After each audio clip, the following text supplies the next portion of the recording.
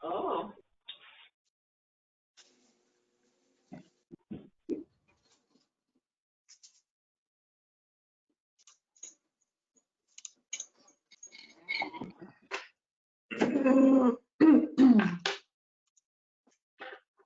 All right, it looks to me like it's just about time to start. 6:01 p.m. And so I believe we have a quorum. I shall call a meeting to order. First item on our list, and everybody probably has this big fat packet that Sylvia sent to us. Item number 2 on the agenda tonight is citizen comments. Any citizen comments? Randy, I have one. Charles Goyette. Go ahead, please. Oh, I just something that Sylvia just said moments ago. She said she's recording this session. Just curious where we can find those recordings if we should want to listen to them again. They're not out on YouTube land, and I didn't find them on the website, but that website has tricked me before, so help me out, Sylvia. They should be on the website, Charles. It depending on how long the meeting goes and how big the meeting audio is. Sometimes we can post it directly from GoTo. If it's too large, we have to send it through a conversion with YouTube. Takes about an hour to convert. Matt did put everything up on Monday, so it should be up there.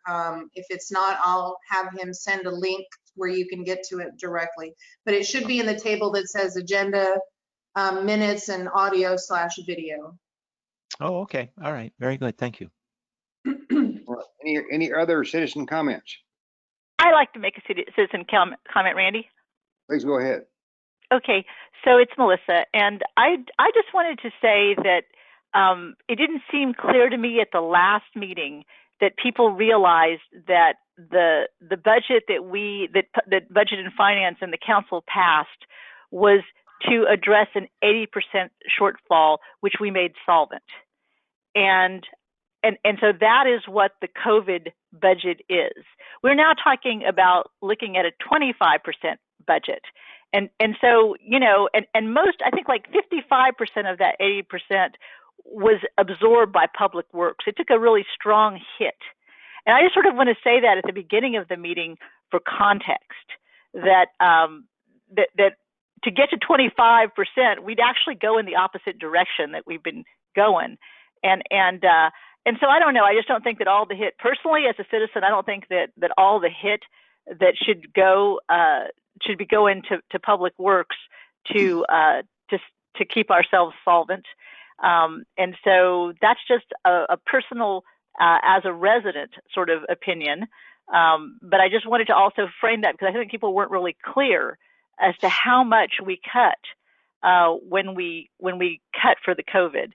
And so, you know, we're at 38.5 last month. We'll have more numbers before, I think, too much longer as to what, and that was for April. We'll have the May numbers for where we are in a couple of weeks into July. And I just wanted to provide that for context because from what I was hearing from people, I think people didn't have that. So that's my 2 cents, and thank you for listening. Just to clarify, can I ask a question? Is down 38.4%? Is that what you said? 38.5 was how much off the budget. It was 42 off of previous sales and 38.5 off the budgeted amount in that last bit that came in, which would have been April. Revenues, off the expected revenue. No, it was 42 off of the previous revenue. I don't really know what expected was, but off budget, budgeted revenue, 38.5. Okay. Okay. And if I said anything wrong, I don't mind being corrected, but I believe that I'm giving you accurate information. Thank you. Thank you. Any other citizen comments? Yes, I Ken. was going to add my 2 cents. Last week, I abstained on the recommendation because I wasn't certain, but as I now understand, the bronze budget that was recommended does not include any additional staff for public works. Is that correct? Correct. Okay. Just wanted to be clear. Okay, anything further?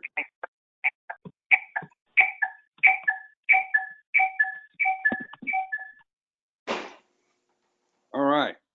Item number 3 is review and possible approval of the minutes from last week, from 22 June meeting. They're in the packet here. Hopefully everybody has it or has looked at the electronic version.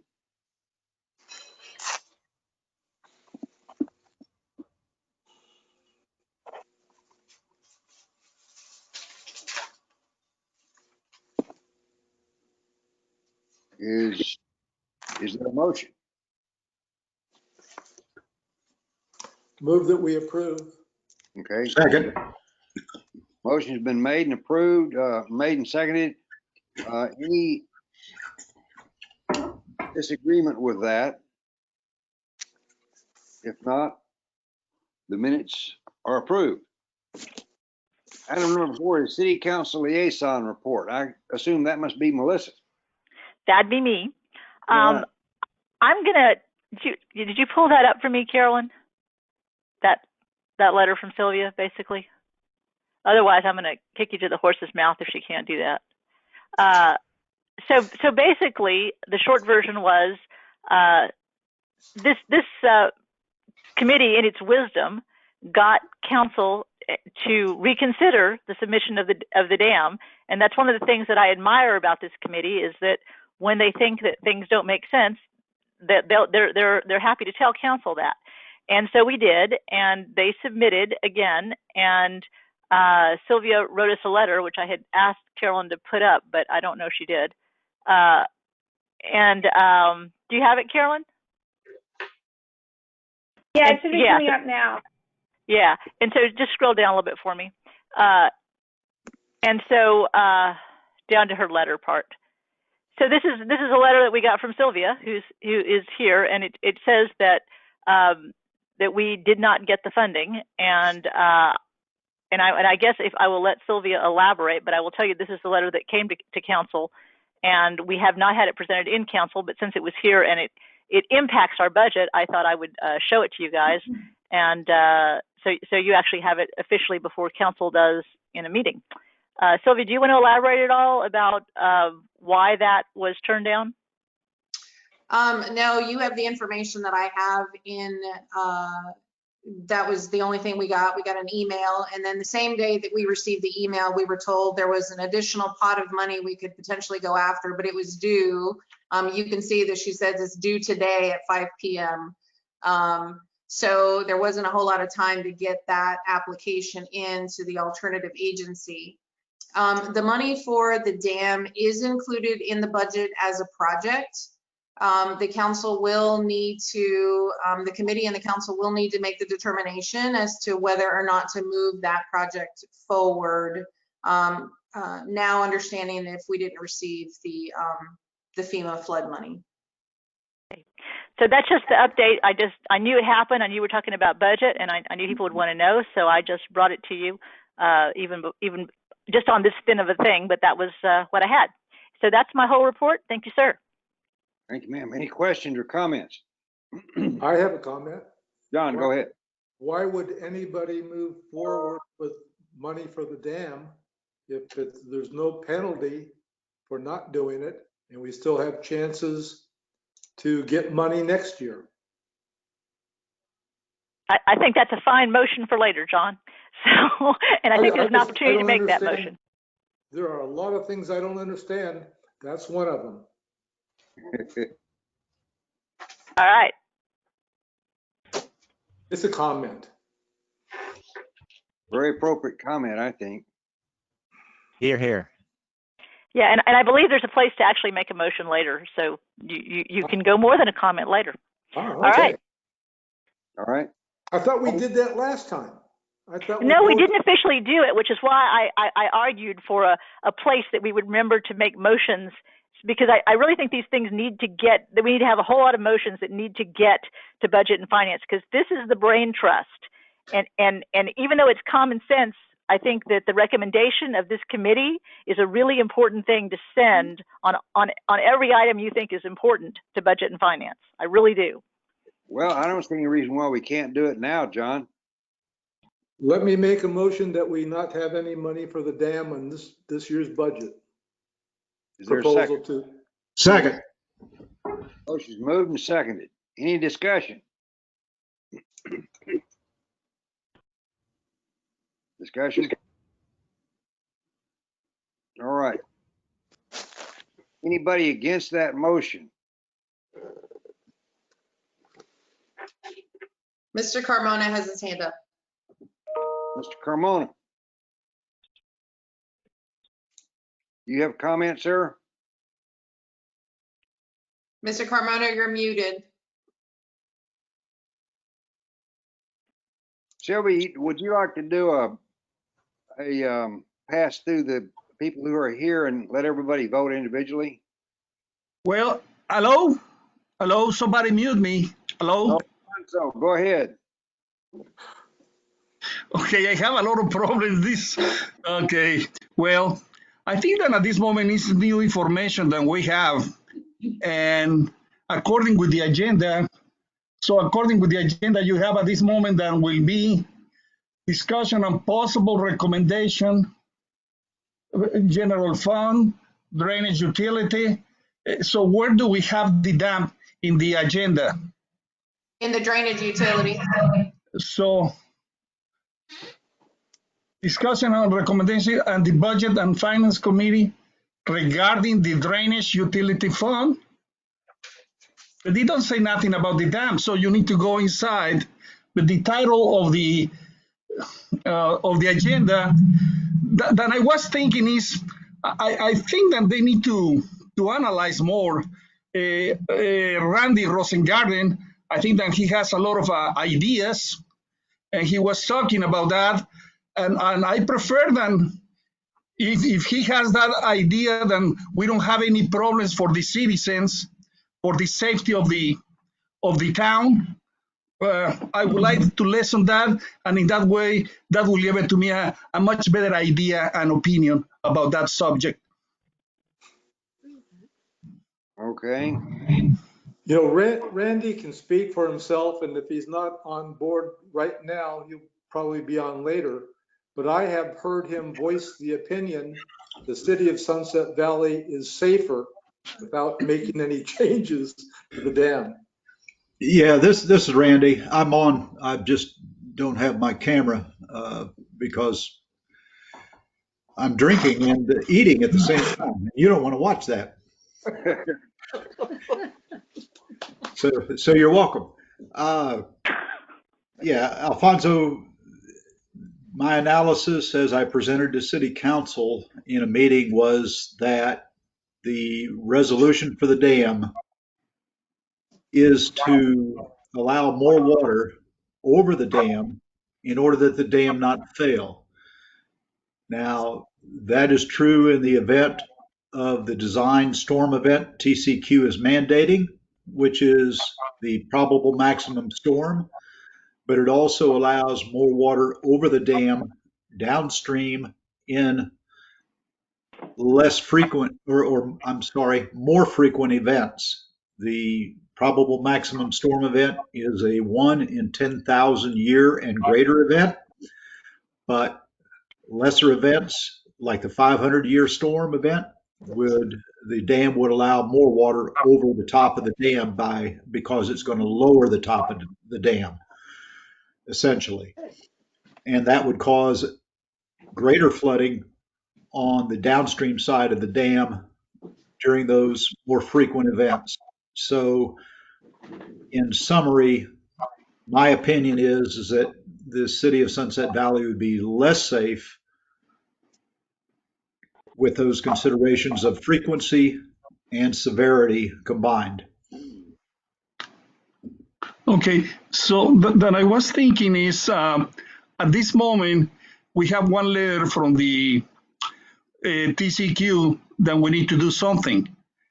And if at this moment we will try to take another route, maybe the city needs to contact TCQ and mention to them that we will wait another year because you have some basis.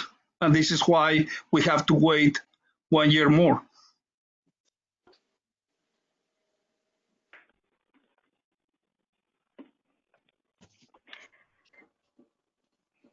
That doesn't sound like a problem to me. I believe we could do that.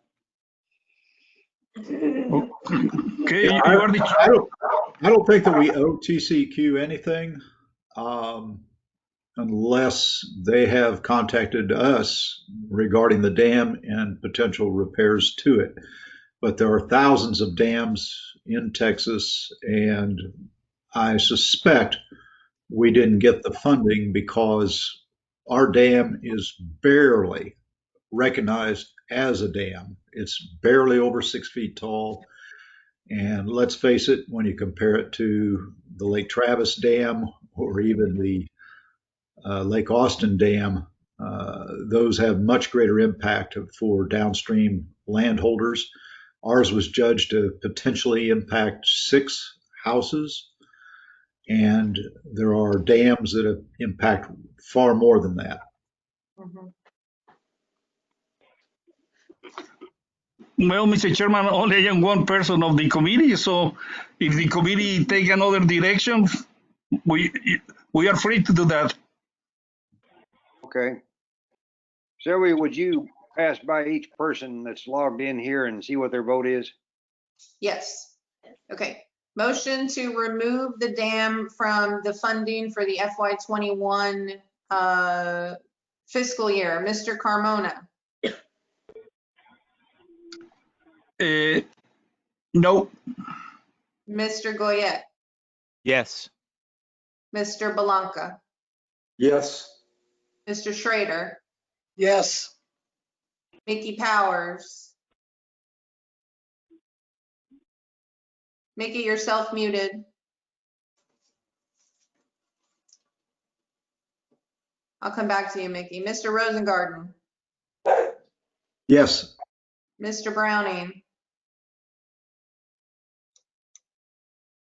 Mr. Browning, yourself muted.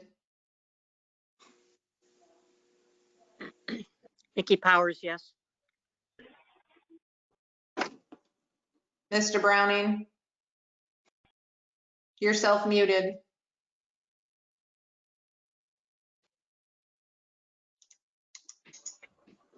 And based on Dr. his Browning, do reaction, the chat. I can't hear you.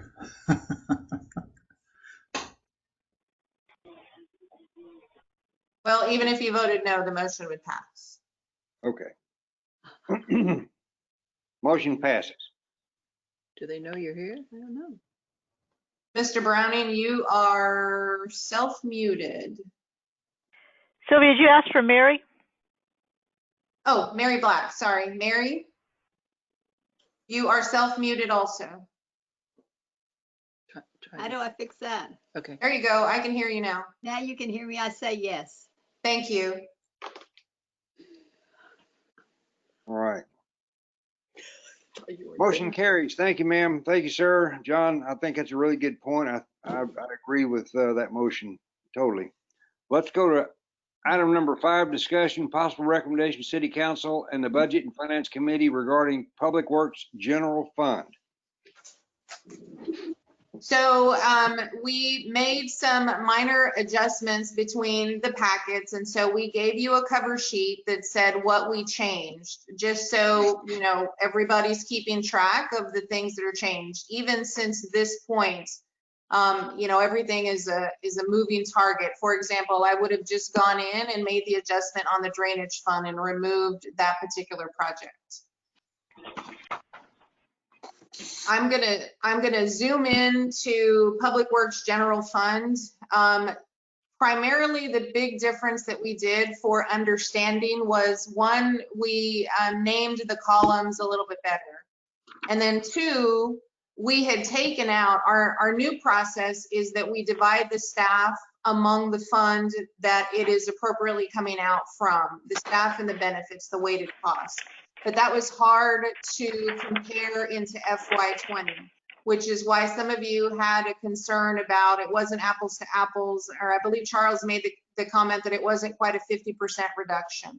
So we went back and made the corrections. And so there's Councilmember Gonzalez's point about the drastic reduction in public works within the general fund. We went from a $923,000 to the post-COVID adjustment of 683 to a projected in the bronze of $380,000 within the general fund itself. Now, the silver budget is $459,000, and included in the silver budget is the request for 2 additional maintenance techs. So I'm happy to go line by line or jump to a particular line if anybody's ready to start discussing. Yeah, this is Randy Rosengarten. I just had a general overall question, which is my understanding when I voted for or made the motion for the bronze budget was that this budget was prepared to make sure that we had all essential services covered with the monies allocated, and that this budget would be the most conservative in terms of keeping expenses low during the period of time that we anticipate the COVID to impact our revenues. And that in fact, once revenues rebounded, we would reconsider and perhaps add things to it. So my general question is, what in your mind, Sylvia, were the differences between the bronze budget versus the silver? In other words, is the bronze budget truly just essential, or are we now saying that there are some essential things like taking care of the trees or the water lines or the streets that, oh my gosh, we forgot that those aren't going to be taken care of, and those in fact are now called essential, and so we need to go to the silver budget? Or is it, and this is the term that kind of sticks out to me, is in the intro to this, it says the things that make Sunset Valley set apart from other cities. Is it those kind of things that we're now advocating in city council for fees, like doing shipping at the front of everybody's yard, or allowing citizens to utilize the trailer for different things, or you know, what exactly is in that phrase that sets Sunset Valley apart? I don't consider those things necessarily essential. So you're correct in the first statement. In the bronze is absolutely the bare bones, what I'm going to call bare bones essential budget. It is there's only some slight increases from our drastic reductions in the post-COVID. It doesn't include any additional staff, and I believe there was a line item that had emergency personnel exactly for that reason. If we needed to ramp up during times of emergency, we would be able to do that. I'm trying to rack my brain if we removed that at our last conversation. You didn't. We did? We didn't. I don't. Okay. It just went as the full. I argued for it, but there wasn't a motion to do that. Mm-hmm. So I think what's getting overlapped and discussed among all between P&E mostly and Public Works is the Planning and Environmental Group has programs and services, and they realize that those aren't necessarily going to be essential. And so what they were trying to offer is some alternative revenue streams that could pay for some of those programs. As we went through a cost of service with Carolyn and the staff and determined what some things actually cost, how much time we're spending on some things, it became very apparent for us to have the level of service that quote unquote made Sunset Valley what made Sunset Valley, we don't have enough with the people that we have. And P&E is well aware of that. So we started paring down. What we hear all the time, or what I hear every day, is especially about the mulching. It's a water quality, a water conservation, et cetera, et cetera. And I wholeheartedly agree with that. We have to do some things different. We have to do some things better. I'm not saying do away with mulch altogether, because obviously we can't create a fire hazard, but we need to manage it better. Is that mulch on a certain day? Is that a charge for mulch delivery over a certain amount? Right now on our, really truly, we had kind of gotten to an ad hoc basis, because we are trying to provide a level of customer service that I personally have never seen in any city. I mean, bar none. And it's just not sustainable. So Randy, to answer your question, yes, the bronze budget is absolutely bare bones. And the fact that the bare bones aspect of that could be corrected as we receive or get more data regarding our revenue, whether it's going to be reduced further or whether or not it's going to go forward. We always have the opportunity to revisit it.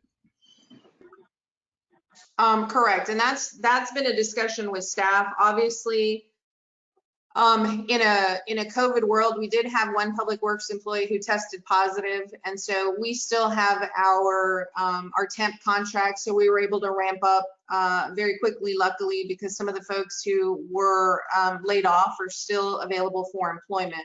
So it's always going to be necessary, I think, for us to have that level of being able to ramp up, although not used perhaps exclusively when revenues are down, but to have some elasticity in the budget.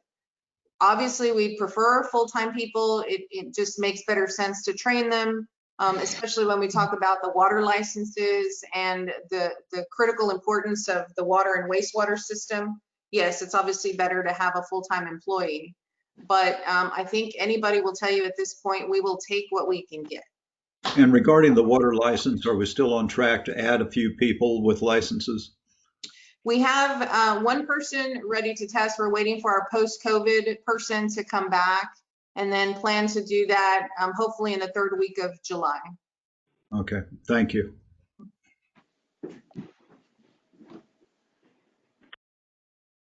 And then Mr. Goyette has his hand up.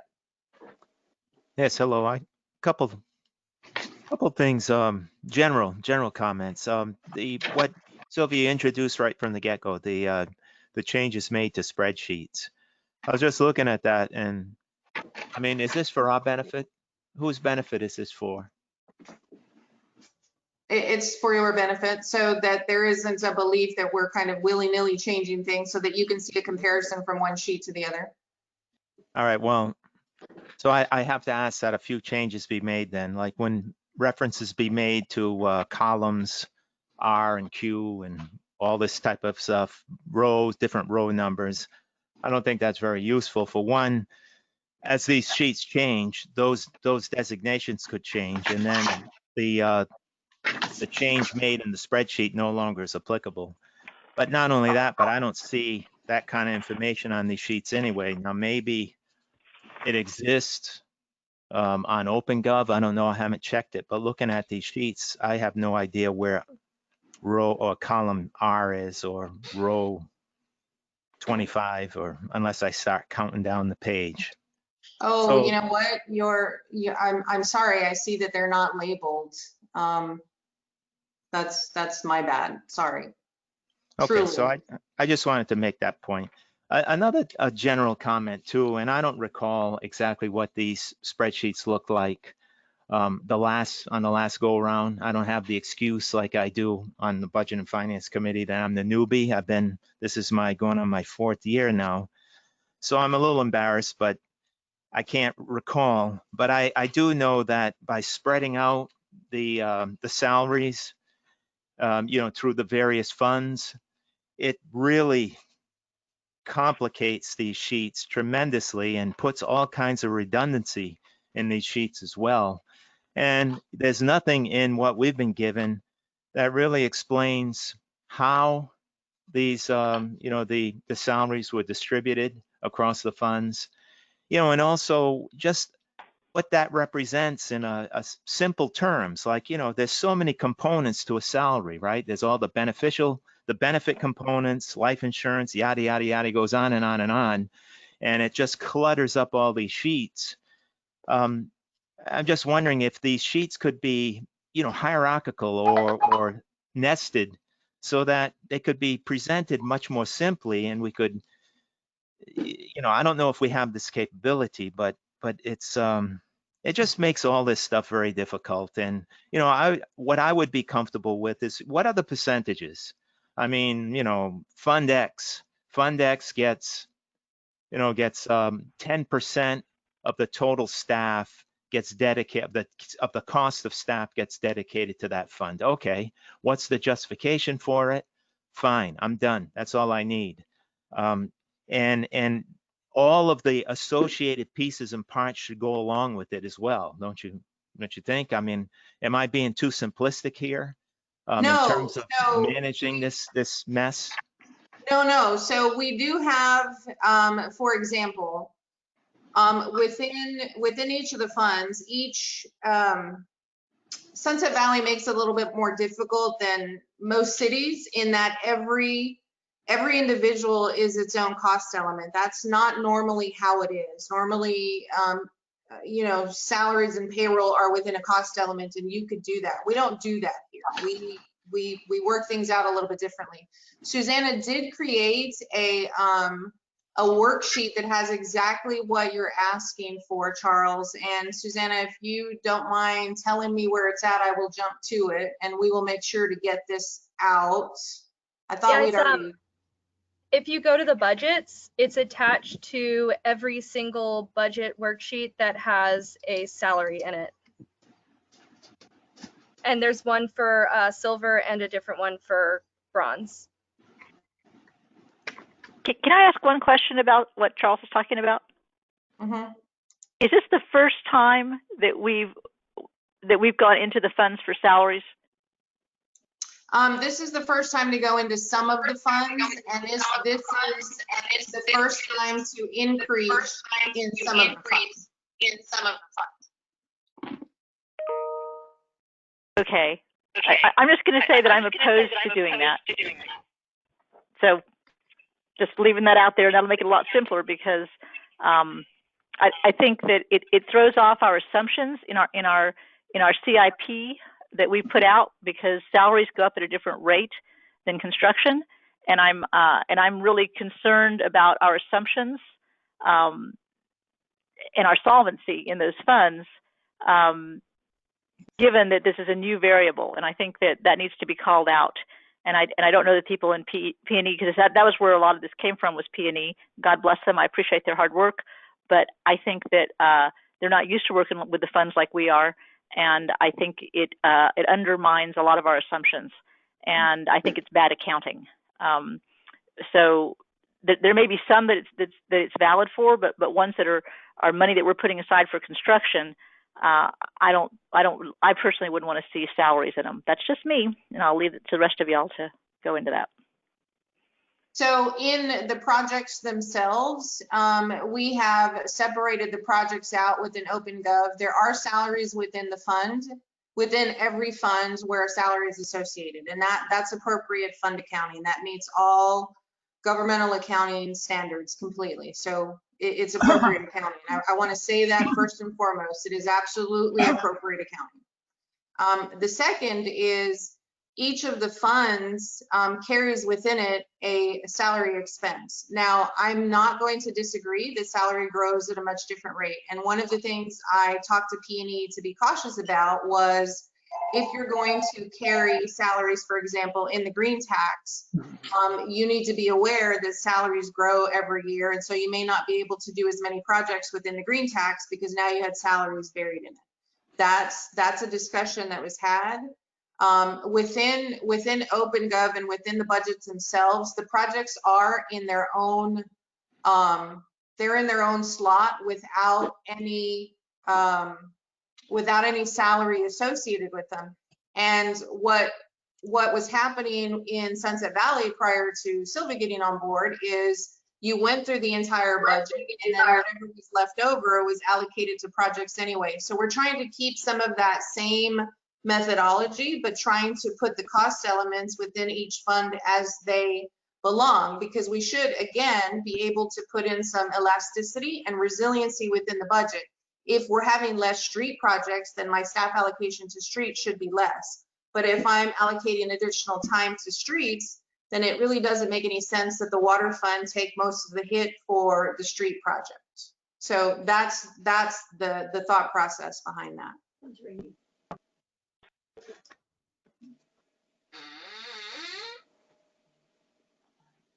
All right. Further questions or comments?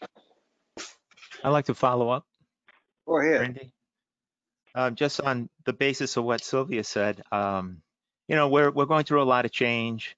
You know, as far as I'm concerned, I'm looking to seize the opportunity with regard to all the problems we're having on simplifying. You know, let me emphasize simplifying the budget. And, you know, the committee's being the lead on that simplification. And again, it seems to be just going opposite of what I would expect. These changes are coming at us from out of the blue, at least from my perspective, and they're not making things simpler. They're making things more complicated.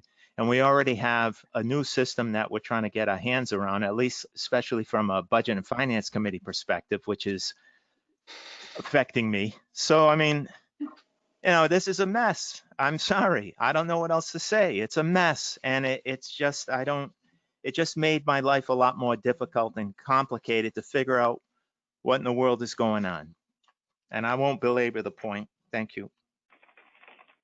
Charles, I am happy to sit with you one-on-one, whatever it takes to make you believe it's not a mess. I can tell you this has been truly a monumental task to pull what really are reams and reams of paper on a good portion of any day and not in any computer system until the very end and try to make sense and reconcile. It has been a monumental task. So I don't think it's a mess. I think if you lived in City Hall and came and saw the paperwork and stacks, we could then have a conversation about mess. But this is governmental accounting, really, truly 101. I'm happy to sit down with you at any time. You name the place, we'll do it Zoom. We can even do it in the office if you want to wear a mask with me.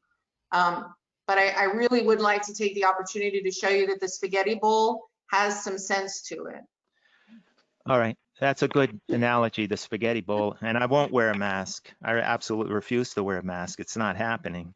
But where do I go with this? I mean, you know, I'm not stupid. So if I'm having trouble, it's not because I'm stupid and no one else is. You know, maybe I'm giving myself too much credit. But you know, I'm trying to express the fact that there's more line items now. There's more line items, and I don't know how else you describe it, but a mess. Or let me take that back. I'm not trying to be derogatory here. So let me just say that it complicates. It appears to complicate things just by virtue of the fact that this is a flat system. I mean, there's one level. You know, I'm a software engineer. I'm an engineer. Well, I mean, we think in terms of hierarchies, right? You know, about functional decompositions, about maintaining so much complication at any particular level, because if we exceed that level of complication, the system breaks down. So we layer it. This is not a layered approach. This is a big flat system, you know, that's all spread out in infinite detail, and we've just added more detail. Okay, that's so from an engineering standpoint, from all that I've ever known, I don't see simplicity here. I see more complication. That's my point. I'm not trying to criticize. I'm just frustrated, and it's probably clear and evident that that's the case. You know, and I'm being affected by the Budget and Finance Committee as well. I mean, this is not helping. I don't think this is helping. Okay? It's on the committee. Excuse me? Yeah, this is Randy. If nobody else is in front of me here. One of the things that I noted was that we're coming back to this budget process analysis, and a motion was made last time and passed to approve the bronze budget. Now, I was told that we're having this meeting to maybe consider adding some things to that bronze budget. What I saw in the preamble to this main sheet that we're looking at seems to be distilled down to someone wants to add 2 people to Public Works. So what is the need for that? Are trees going to die? Are we not going to get our services? What's going to happen without hiring these 2 people that we find essential to put into the bronze budget or to add to the bronze budget? Maybe that would, I share Charles's frustration in trying to follow the dollars through this maze. And I understand that that's the way it's done. And so I didn't reach his level of frustration because I didn't try to do it. So if we could just cut to the chase and say, okay, we need these 2 people because why? And is there anything else to consider other than adding 2 people? Thank you. Well, there's always the possibility of contract services. There's always the ability for temporary services. And that, you know, that's the end of that. That truly is up to the committee to make the decision. And if the emergency piece that was included in the last budget is still in there, and I believe it was 35 or 40,000, then, you know, so be it. The services that you'll be receiving are the services that are being received right now. They may not be at a level that Sunset Valley is accustomed to, i.e. curbside shipping and those kinds of things, but we're going to do our darndest to provide services. I think the piece that probably is of the greatest concern is the maintenance of the green spaces and for fire protection. But again, if we have to contract that out or we have to hire temps out to do that, we will do that. I think the bronze budget is as bare as it can go. And if that's the committee's desire, then we're okay with that. I just don't want to go, I don't want to go any lower than the bronze budget. Okay, let me just add one other thing. As you were talking, you reminded me that I think we discussed before, or at least I've discussed with other people in my sphere, is that I know that Melissa put forward the fact that if we have so many weeks of a consultant or a contractor that we could utilize that monies to put into a salary for adding people to our staff. Well, one of the things that came out of those discussions is it'd be better, I think, to have, as Alfonso and I have discussed in the past, we would like to have a director of public works that has the education, experience, and qualifications to do the type of projects, or at least to have a better basis for understanding the type of projects that are there. And everything that we do, I think, points to we would benefit by having a civil engineer, possibly even a professional engineer registered in the state of Texas as that person. And so if we're going to go that route at some point, it would seem to me that we should put that to the front of the line and perhaps allow that person to select staff. Sylvia, this is Bob Browning. Two things. One, I couldn't answer you a while ago because I lost my control panel on the go-to meeting and I couldn't get it back until just a moment ago.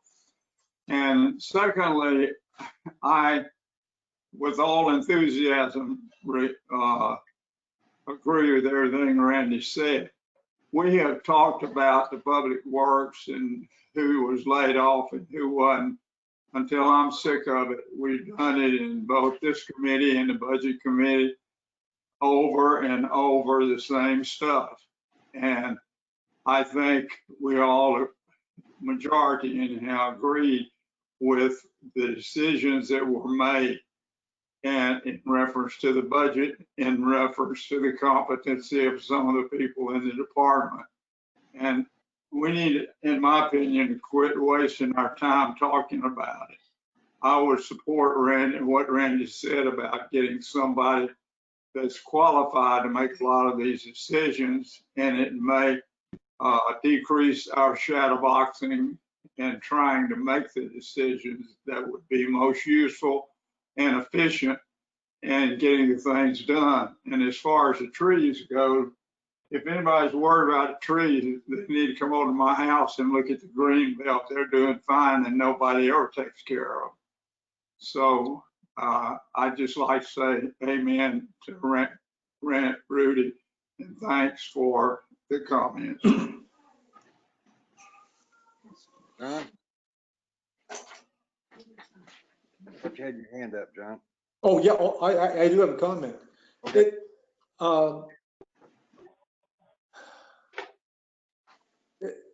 And I guess I'm going to kind of disagree with Randy a little bit, because on the one hand, you got the bronze budget, which is bare bones, and everybody supported that. And I did it out of a sense of unity. Just, okay, we're all for that. Let's go bare bones.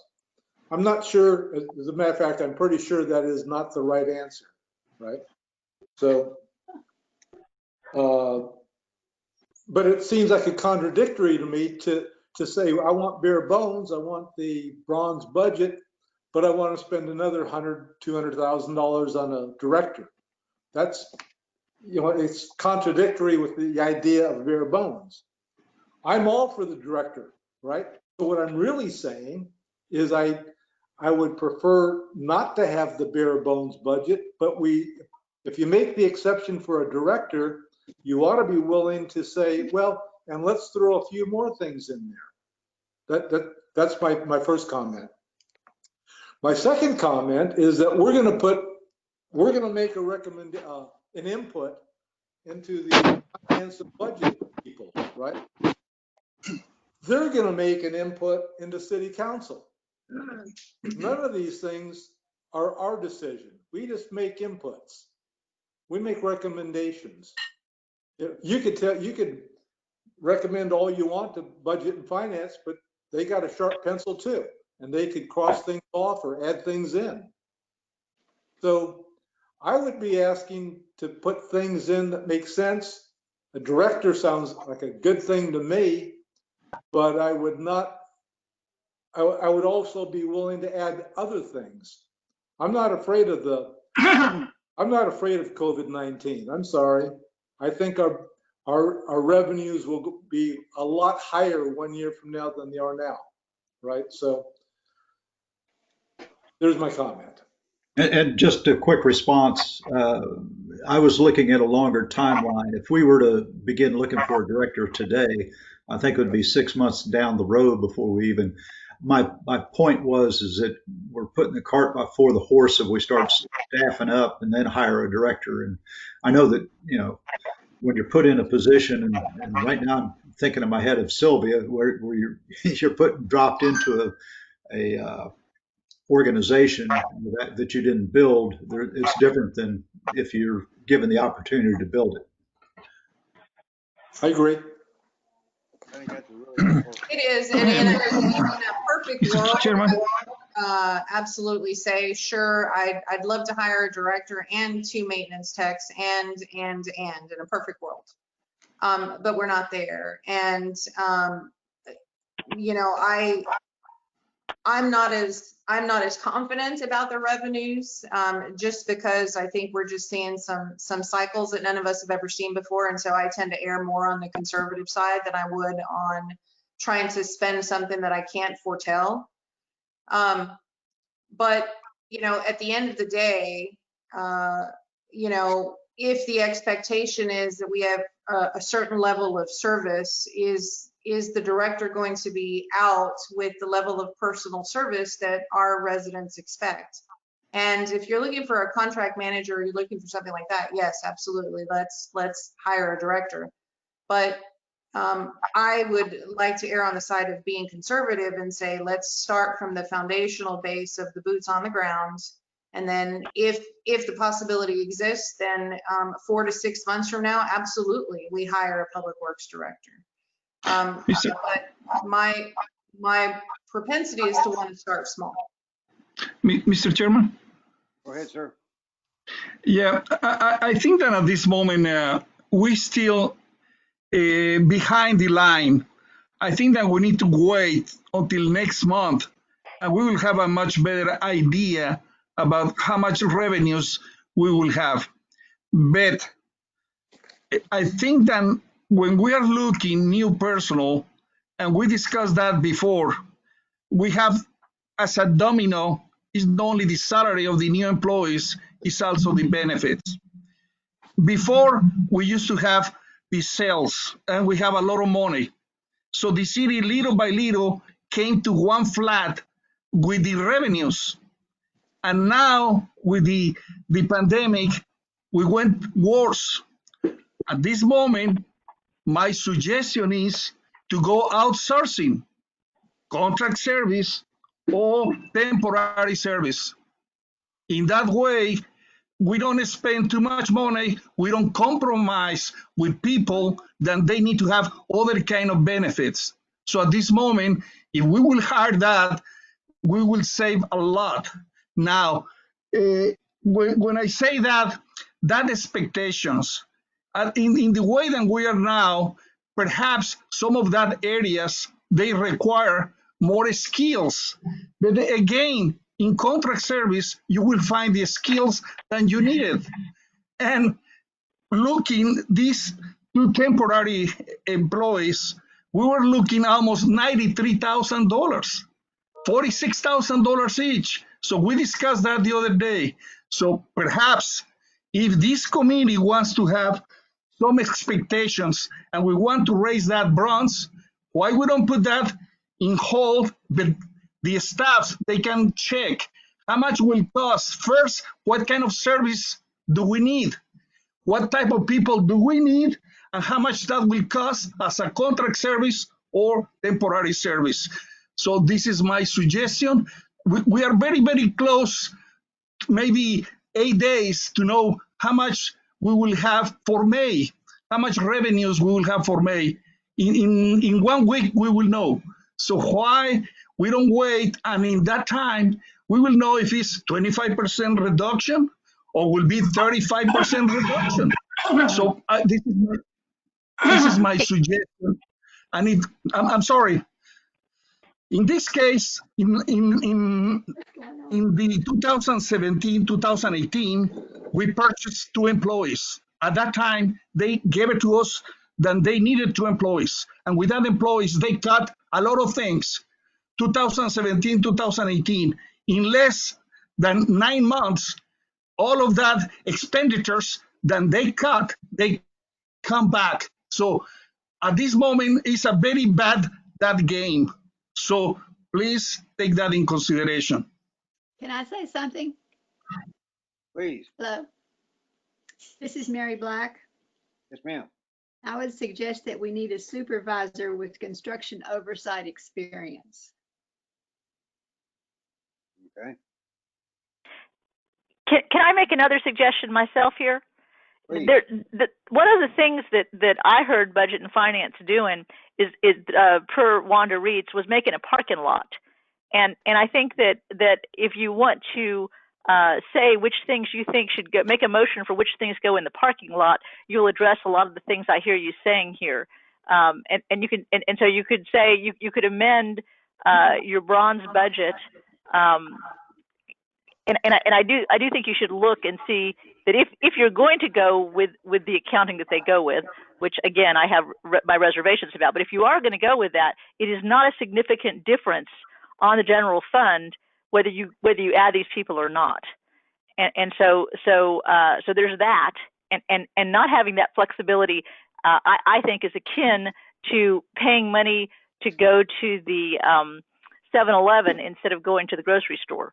That's a good female comment there about cooking. So I would say that, but whichever way you decide to go as a committee, you could make a recommendation that in the parking lot, that the things that you prioritize are someone with construction management, whether it's an engineer or not, as one of the things that we highly prioritize in this committee for the next thing to add in. You can make your shopping list and put it along with whatever your bare bones recommendation is. That would be my suggestion. The problem is it becomes more like a shopping cart on the parking lot. Well, I guess the only thing I would say is different is that this is the committee that has the expertise to make the recommendations in this area, as opposed to budget and finance doing it. And that way you guys at least have your 2 cents in there. So that's the only thing I would say. Sylvia, have you had any more survey contact information with the shopping center as to what folks are going to stay and what ones are going to leave and who might be in the cars to replace them? No, I spoke to the shopping centers on on Monday. I don't know what day it is anymore, regarding the banners and just some overall, how are you doing? Is there anything we can do, etc.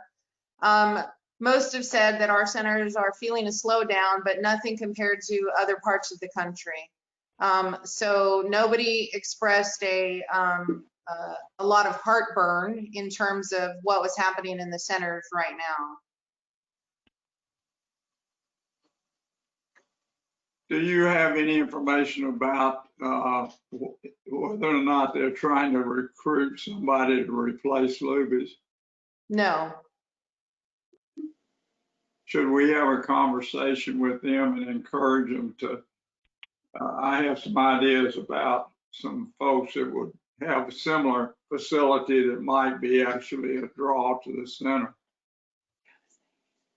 Sure, it's always a possibility to have those discussions offline. I think Luby's has a long-term lease there, so we'd have to get into some of the details.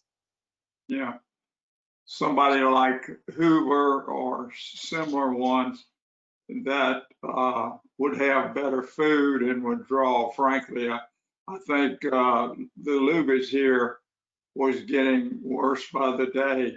The one up north I go to quite often, and it's like a different business. The food is very much better, and it's really busy almost all the time.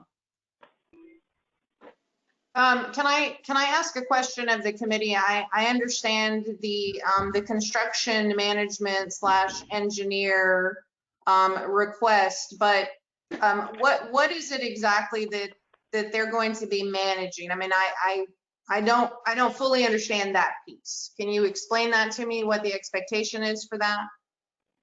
My thought on that was that we hire an engineer on an annual basis to do things like street repair, evaluation.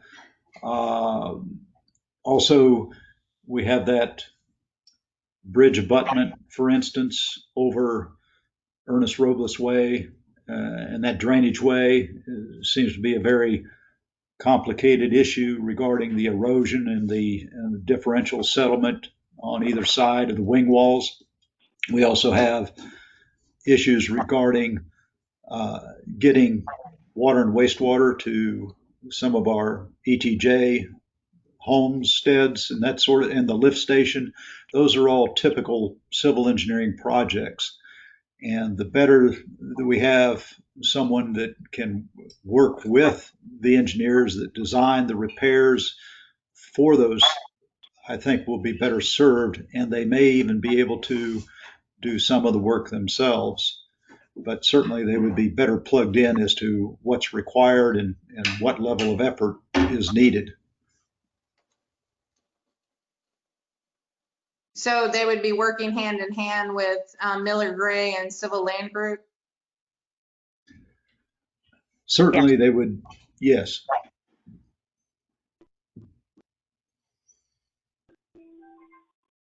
I think I'll just make one comment there.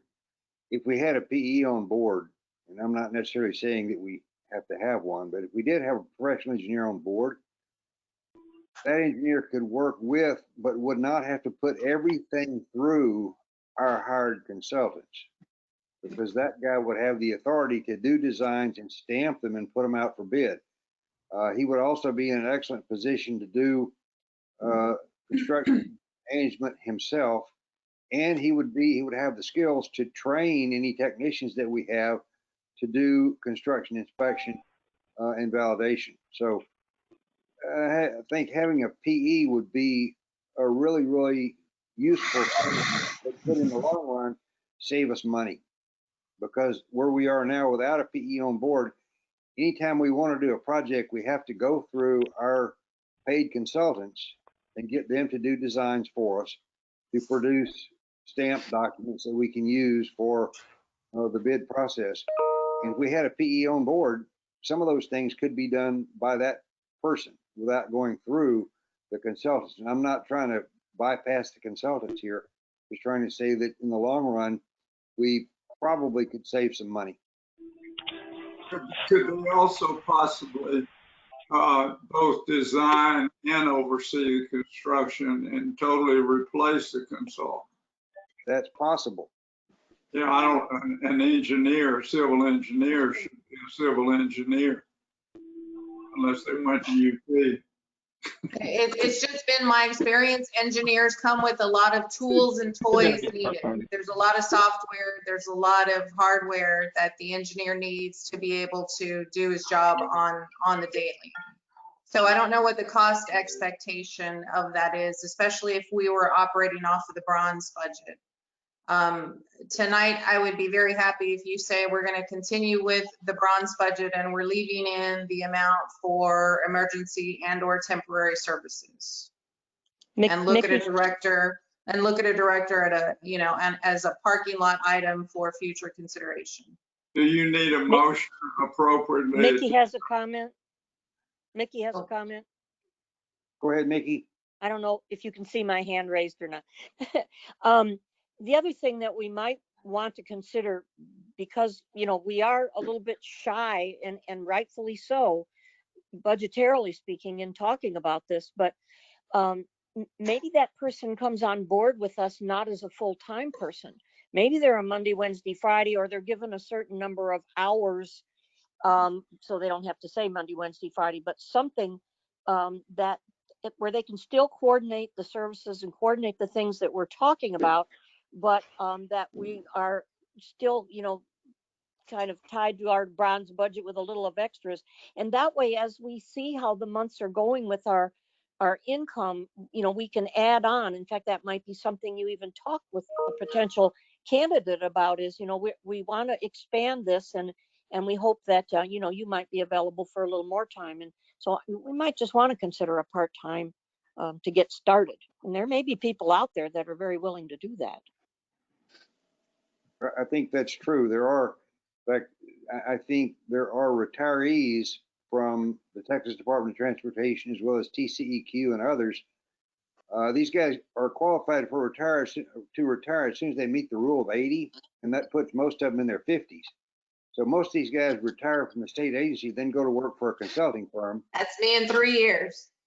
But who's counting? Yeah. But anyway, there are a lot of guys like that around, and many of them would be very happy to have a 2 or 3 day per week job, having retired from one of the state agencies. And the advantage there would be you could get a very experienced person. So that's a good option. So we can put, you know, again, we can put that as a parking lot item, right? As the revenues come in and we have the ability to make some determinations about appropriate costs.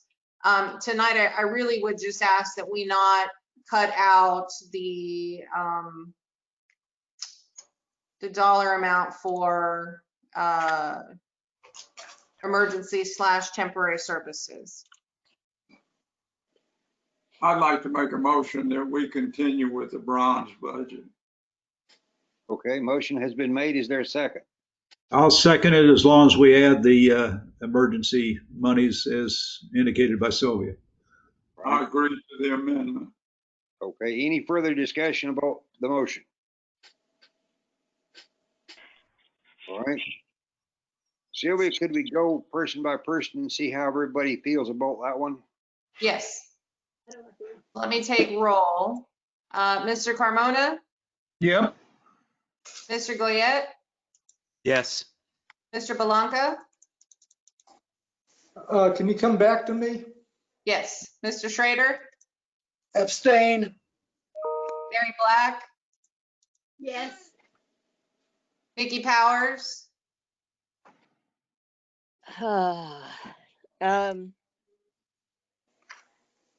Yes. Randy Rosengarten? Yes. Randy M? Yes. Mr. Browning? Yes. Motion passes. All right, motion passed. All right, it's 7:05. I think it's probably time to move to item number 6, which is the drainage utility fund.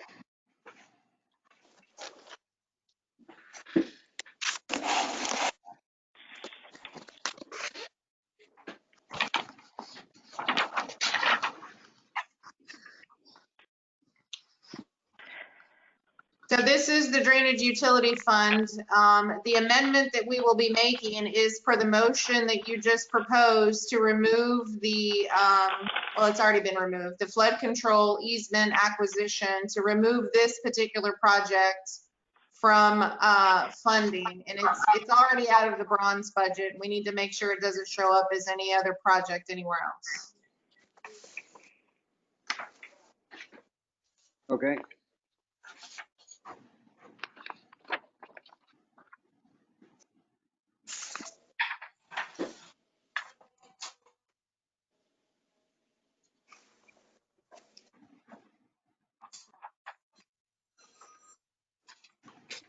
If I'm looking at the right page here, and I'm looking at my hard copy here because the copy on the screen is too small for my old eyes, but I think I'm looking at the right page. If I am, the bottom line here is the bronze budget is $55,491, Correct. and the FY20 adopted budget was $332. Correct. It had in it the $245,000 for the dam. Ah, okay. Okay. And the silver is, yeah, and the silver is 65K. Correct. Okay. Questions or comments about this? What page are we on?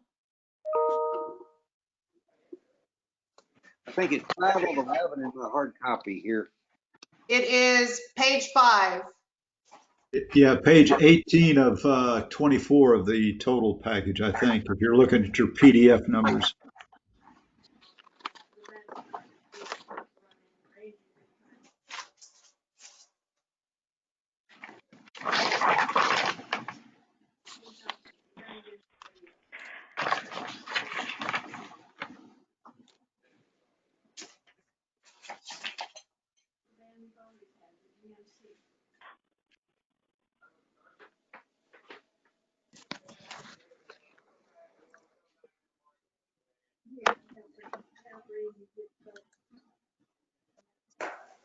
Page 5 is drainage utility.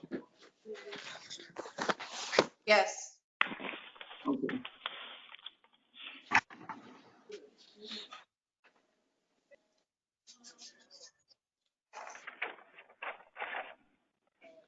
Questions or comments about drainage utility?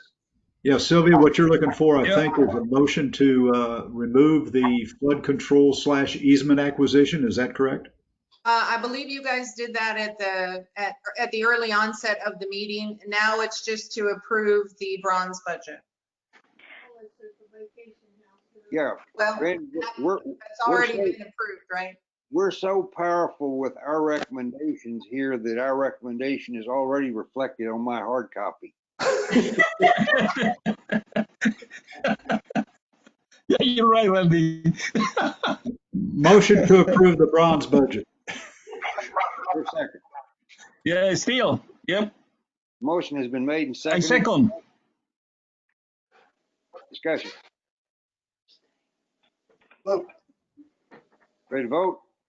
Okay, Sylvia, could you? Wait, I have one question. Melissa, go ahead.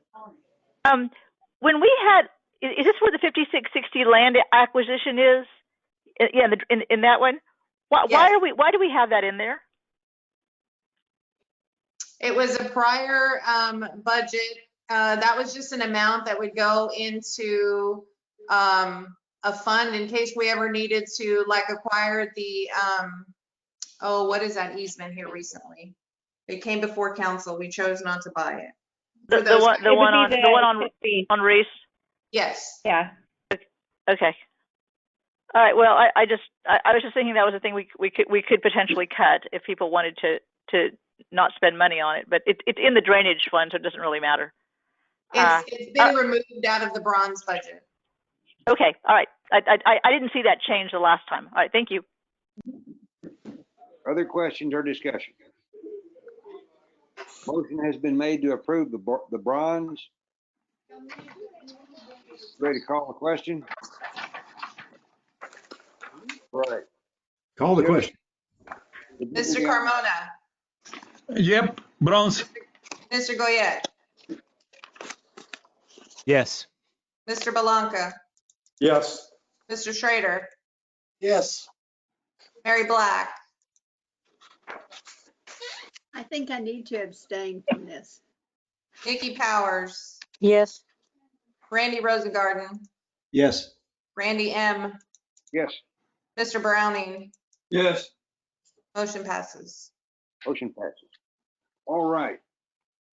Let's move on. The next item is item 7, street fund. Looking at the street fund.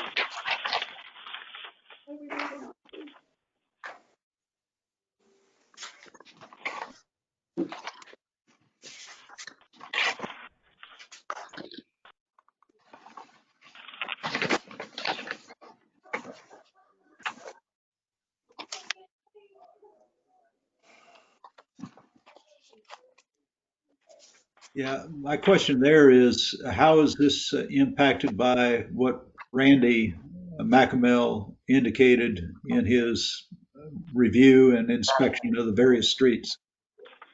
Are we on streets or water and wastewater? I'm sorry, I just lost. We just moved to streets. I'm sorry, I just lost myself.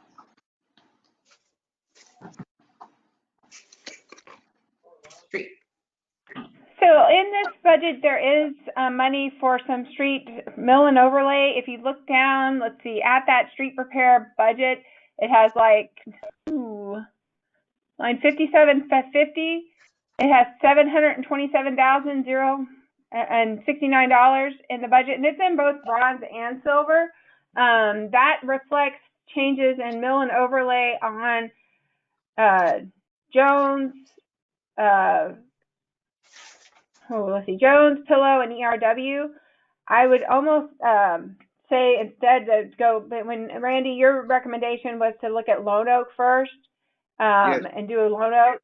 And I would say that and you'll see those are actually in a separate project budget. I would say it looks like that would be better to move Lone Oak in there and then to put these off for another year. Yeah, I agree. Of the 4 streets that I examined, Lone Oak was by far in the worst condition than any of the others. In fact, I would say ERW, that piece of ERW is really in the best shape of the 4 that I looked at.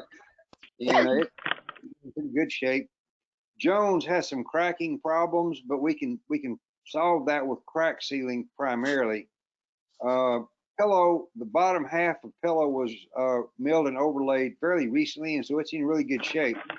The north end of Pillow has some cracking, but it's really not in very bad shape. Really, I think of the 4 that I looked at, Lone Oak is by far the one that needs it worst.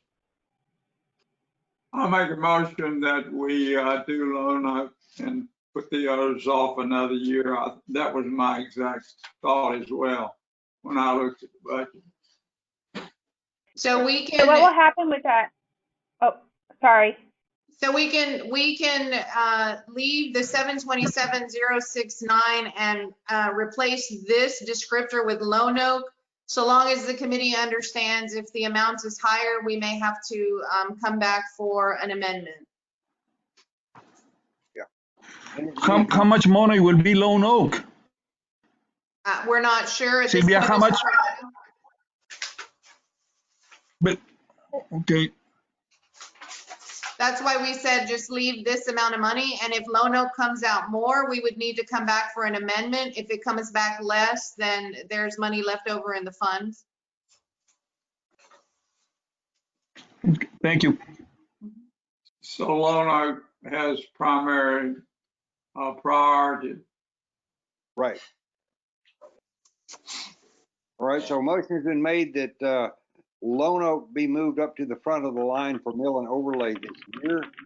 I didn't hear a second for that motion. Second. Okay, and a second. Then is there further discussion about the motion?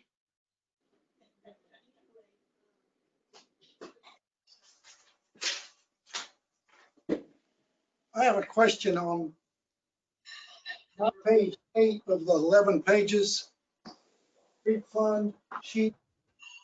Am I missing something? There's a lot of total there of 727,000. And above that are a number of relatively minor costs that don't add up to 772 in my math. I think you're right, Ken. Under which one? We're On looking at page page- 8 of 11. The only sheet I have that references the street fund. I believe it's the one you have on the screen now.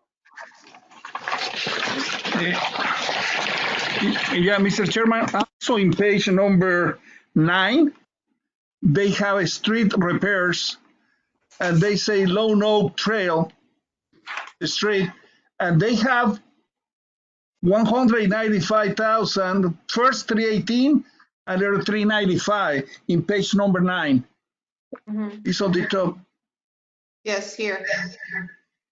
So this is, I think that will be less than the other.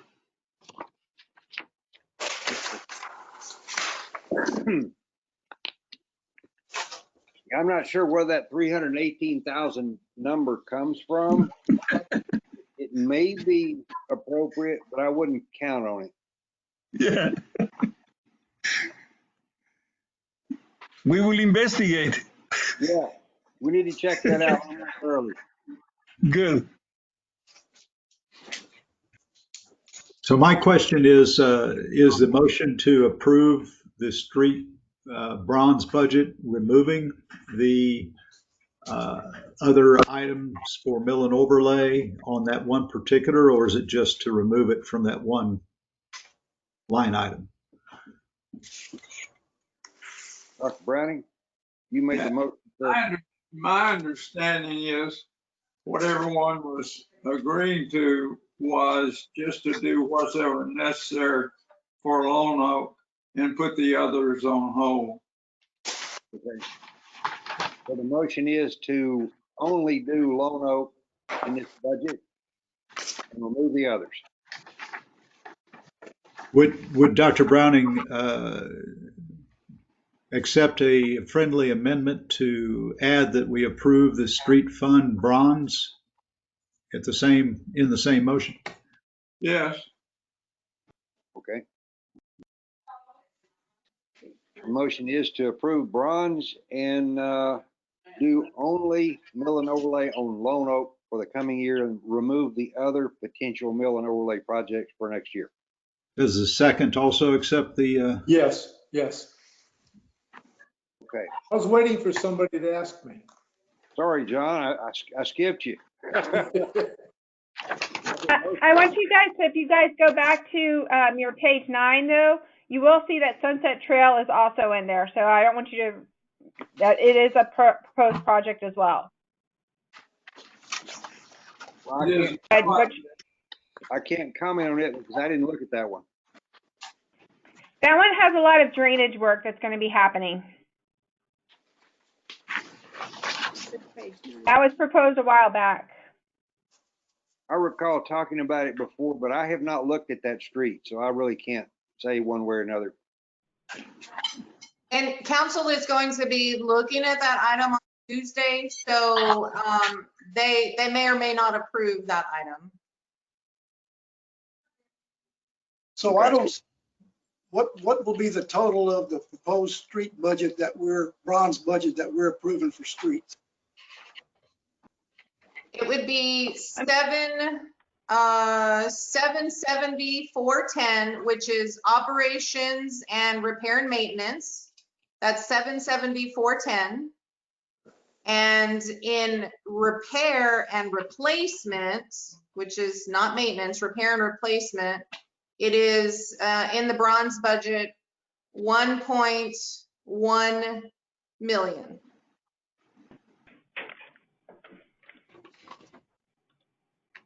And the large chunk of that one is Home Depot and ERW.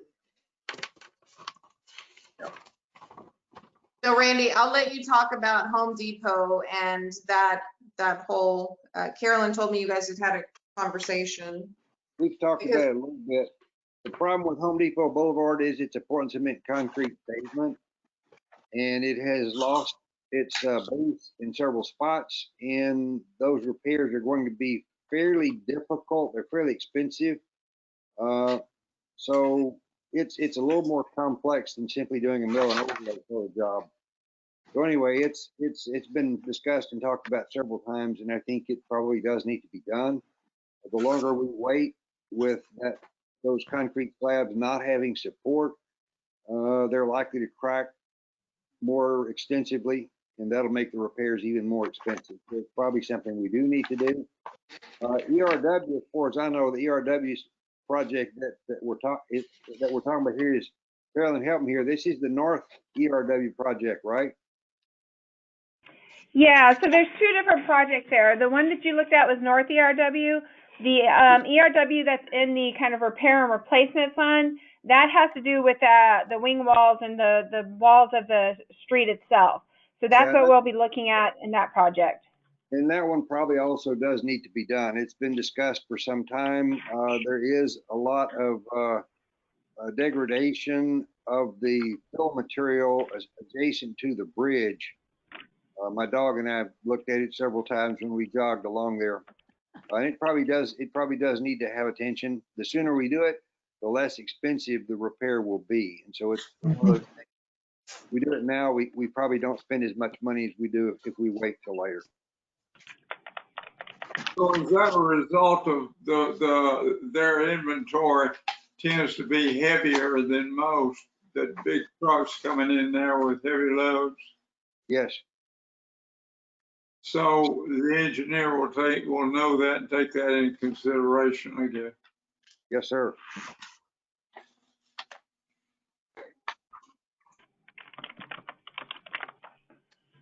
All right, any further discussion about the motion? Yeah, could you read back the motion? Yeah, please. The motion is to approve the bronze Public Works street operations and maintenance budget of $770,410.61 by removing Pillow, Jones, and a portion of ERW for repair and maintenance and replacing with Lone Oak. And approving 1.103 million in the street replacement fund to handle Home Depot, Ernest Robles Way, and Sunset Trail. Sunset Trail. Okay. Any other questions? Yeah, Mr. Chairman. Yes, sir, go ahead. Mr. Chairman, I want some clarification from Sylvia. We are looking only from all of this will be for the reserves. So we have all of this in street funds. So from the street funds, we will spend $770,000 in one side and also $1.1 million in another side. That is true, Sylvia? Yes. Okay, thank you. Yes, sir. Anything else? Yes, I have a question. Charles Goyette. Go ahead, Charles. That 1.1 million, where can I find that in these sheets? It's on page, Page 9 of 11, Okay. under the bronze, right up at the top, the Oh, fourth. there it No, is. the other will be in the,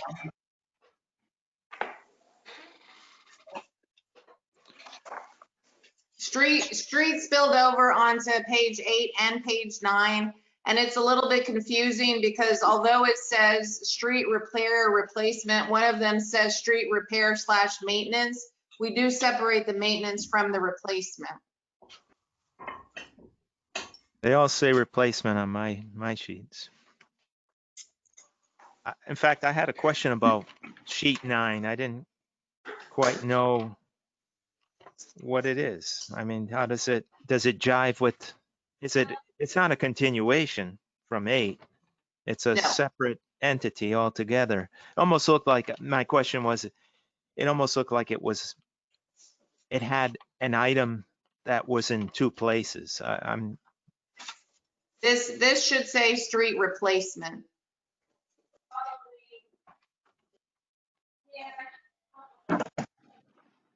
Perhaps we could make 2 separate motions, 2 separate votes, because we're actually approving 2 separate things, are we not? Yes, the motion contained 2 separate items. One for street repair operations and street repair maintenance for $770,000, $770,410.61, and then street replacement for $1.103 million. And Charles, since we have a motion on the floor, we have to deal with that motion first. And then if we want to deny that motion and go to another one, we can do that. But we have to handle the motion that's on the floor, the motion that has been approved and seconded. Right, understand that, Randy, thank you. Yes, sir. What, tell me again, I'm like Charles, I'm totally lost because it looks like there's repetition here and I can't separate it out. On page 9, it talks about the routine maintenance. All right. And I thought we were going to put off everything on those 3 streets that we mentioned. But then when you come over to the next page, it's got them again. And I don't understand. Yes, that's a little bit of confusion in the way our current accounting has things labeled.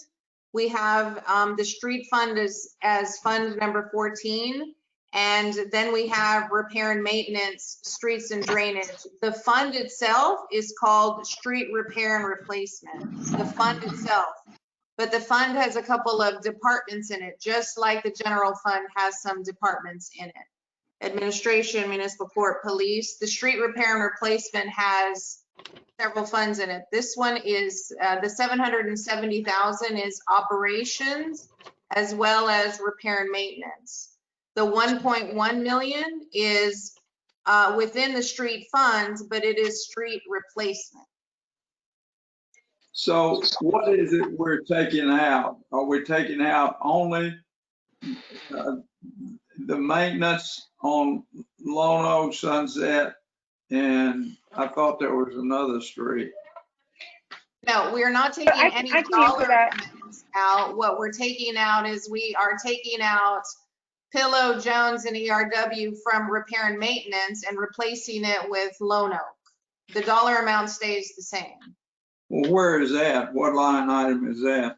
It's on page 8, the $727,000 line item that you made a motion on earlier. Okay. I see that. That's what I said. I thought we were taking out, right? Yes.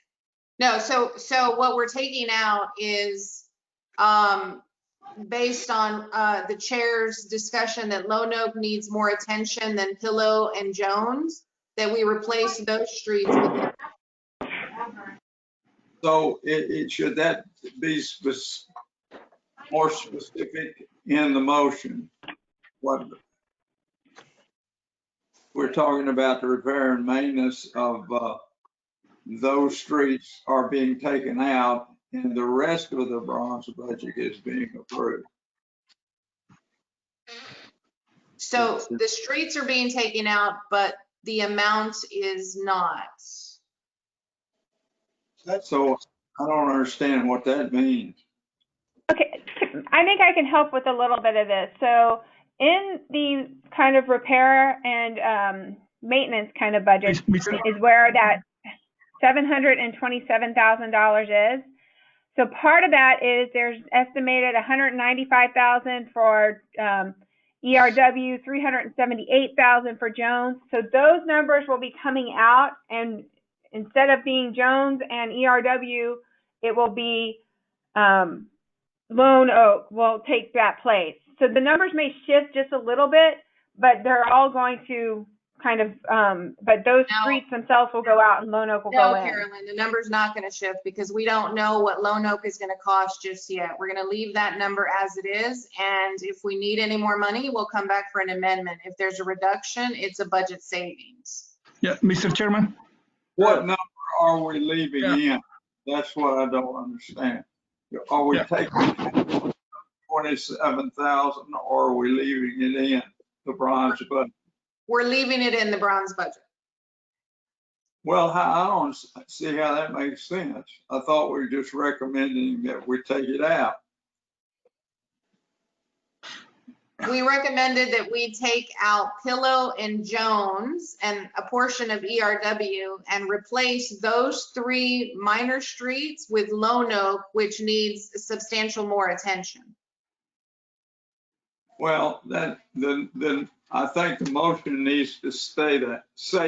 They can't assume that. The budget committee. Who was the original motion maker? Me. Okay. Yeah, Mr. Chairman. Sure. I think that is a little unclear. And let me tell you why. At this moment, Carolyn said that with the 727,000 pertain to Ernest Robles, Jones, and Pillow, the 727. I was looking at this moment the projects from the last year for Lone Oak, and that is only $363,000. So we cannot approve at this moment that will be the bronze 727 versus 363. So it's a big difference. So we can do it today, but I think that they need to clear out the numbers. This is my suggestion.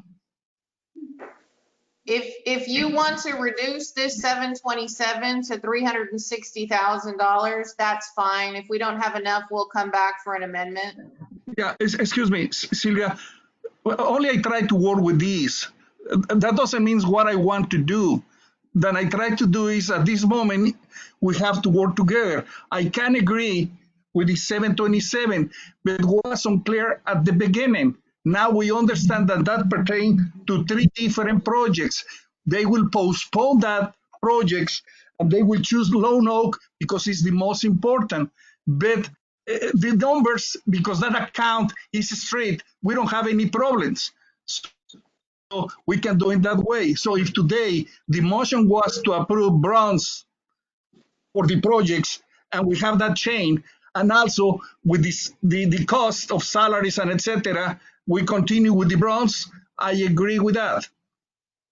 But Lone Oak is not in that 727,000. It's not there. That's not what the description says. There's no Lone Oak there.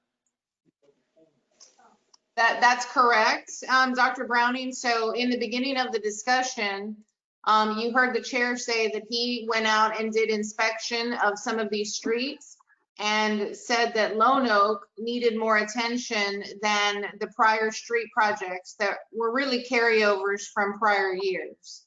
So at the last meeting, I believe it was Councilmember Reitz that asked the question if anybody had gone out and checked the streets, and the chair offered to go and do that and even put his name and seal behind it. So upon that inspection over the weekend, they determined that Lone Oak needed additional attention, more so than Pillow, Jones, or ERW.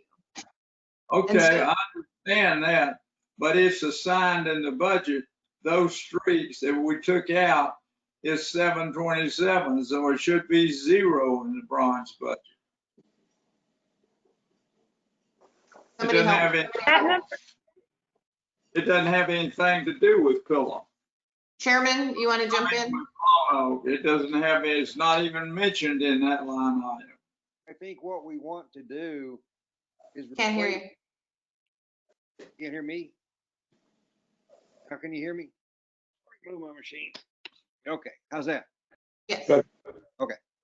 I believe what we're trying to do here is replace the $700,000 item that referenced other streets with a new item that references only Lone Oak. And the estimated cost is probably somewhere around $360,000. So I think what we're really talking about doing here is replacing that $700,000 references to those streets with a reference to only one street, that is Lone Oak, and an item, a dollar item of about $360K. I believe that's what we're trying to do. Well, it Mr. says Chairman, in the bronze budget for Lone Oak, it has no number. Mr. Chairman, may I jump in? Please, Charles. Yeah, I'm with Dr. Browning all the way on this one, and I think part of the problem, for me anyway, is if you look at this this fund, I mean, we got a very detailed breakdown in terms of salaries, you know, benefits and such to the penny, and then we have this massive chunk of money that hasn't, you know, it hasn't been differentiated in any way. You know, it clearly in the description talks about 3 different projects, minimum 3 different projects, but yet it's got one lump number. If the various pieces and parts were itemized, I think we'd be a lot more clear or have a much better start on untangling this thing. Anyway, another comment in terms of the budget or in terms of the information presented. I mean, we seem to have overkill in detail in one place, and then we have items like this that are huge. I mean, $750,000 item that is not itemized in any way, shape, or form.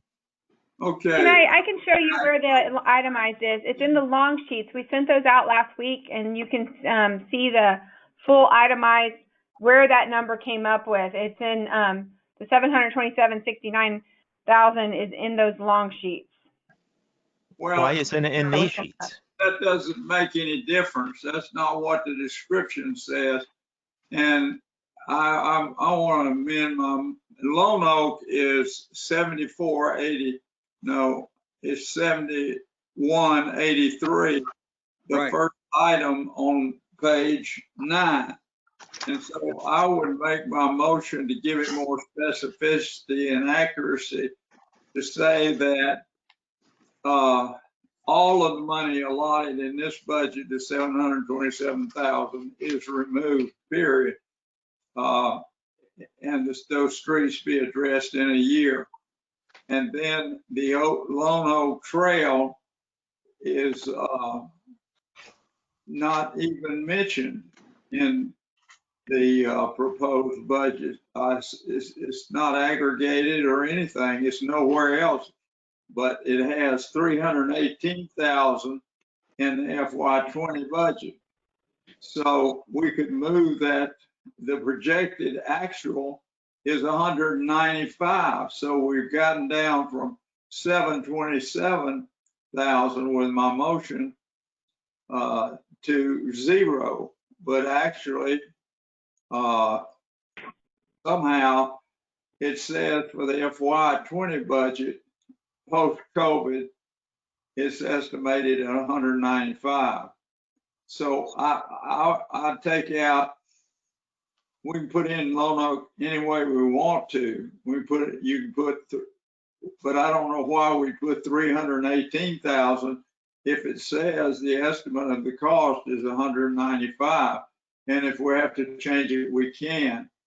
And given that, I changed my motion, withdraw my prior motion, and make a motion that the line item 5750 for 720,000 Yeah, I think that if you will go to be removed, and that's we assigned 318,000 Hello? for the bronze budget. Yeah, it's too. Dr. Ronnie, I'm sorry? exactly what we need to do. Does everybody understand the remodeled motion? No, Go ahead, And I John. would say this, if you zero that budget out, there's no street repair at all. That means no crack ceiling, no repairing potholes, nothing. So hang on, Carolyn. So, okay, let me explain this again. The street fund is fund number 14. Within the street fund, we have street repair, which is crack sealing, those kinds of things. And then we have street replacement. It's a separate section. The fund is still 14. The fund, again, is this prior accounting carryover. It's an old misnomer called street repair / replacement. So truly, if we're going to leave Lone Oak, or we need to touch Lone Oak, or we need to be able to put some dollars into Lone Oak, then this number right here should be replaced with $360,000. which number? This 727. And where did you get that number, 360? That's an estimate the chair just gave. Yeah, but and so, Mr. Chairman and Sylvia, in page number 10, you have the numbers. It's not 360, it's 265,000 construction and 43,000 engineering, and that gave it to you 318, page number 10. And when they say $1.1 million for the other, it's not $1.1 million, it's $833,000.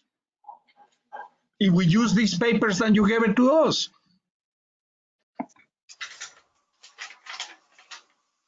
Hey, guys, I think we shouldn't get too caught up on these numbers. These are all very rough numbers. When we get ready to do the mill and overlay for Lone Oak, we're going to have to get our engineers to do a design. We'll have to pay for that. And then we'll have to do a request for bids from contractors. And depending upon how those contractors are employed at that time, the bids could be higher, they could be low. We don't know that. And so there are many things about the process of estimating these numbers that we don't know. What we're trying to do is kind of guess a number that's in the right ballpark so that we can, again, first go through the process of getting the design done by our engineering consultants. And then hopefully we'll get the job done, the contractor to do the work for the remaining money. But we're working with rough estimates of project costs here. Well, where did that 195,000 come from? If that's not a valid estimate, how did it get in the proposed budget? I have no idea. Assuming all things were equal and we had moved along the continuum and had gotten engineering and bids and all of that, that's what we would have expected to have spent this year to get Lone Oak to where it would be ready for bid and construction. Okay, then I'd say we make that the number for repair of Lone Oak for this year's budget. And that the items 727 be removed, and that would be the routine maintenance of the streets that are mentioned there. Carolyn noted a while ago, however, that number does contain the money that we would use for crack sealing. Right. It's absolutely imperative that the crack sealing must continue on all of these streets. All those that I looked at have cracks, they have holes, they need to be filled, and if they're not filled, we'll see rapid deterioration of the quality of those streets. This is Mickey, and it seems to me that number should be reduced but not eliminated, or is really what the issue is here. I think so. Well, I suggested 195,000 for putting a number in for Lone Oak. If the bids are different, then we have to reconsider. That's fine. Again, the recommendation is Carmona says this, Alfonso says this is valid based on the figures that we see here we're sitting looking at. And so again, to clarify what I said, I'd say take out the 727,000 assigned to the streets mentioned and put 195 in for Lone Oak, which is the number that it has for recommended for the post-COVID FY20. Dr. Browning, I understand from what I've heard here in the last few moments that if we do remove that $700,000 number, we will have removed all the money that we would have used for crack sealing. We need to have some crack sealing money in there, not $700,000, but we do need to have the crack sealing money available so that we can continue to seal cracks. So we can't make that $700,000 number be zero. It can't go to zero because other My things- understanding also. I see that and I understand that. And I agree. We don't have that recommended number based on any factual information or bids or anything. So what, we just pull a number out of there or what? Well, we need to make No. another motion. So if you remove the $727,000 and replace it with $195,978, then that means the bronze budget in operations and repair and maintenance goes to $239,319.61. Okay, I accept that in motion. I have that on the screen if anybody wants to. Okay. Now, what about the mill and overlay from Lone Oak? Is that in that number as well? No, Yeah, I said 195, which is the number we've got that was given to us for FY 2020. That's the first item on page 8 of 11. Mr. Rosengarten, that wouldn't leave any additional dollars for mill and overlay of any other, or crack seal, I'm sorry, of any other streets.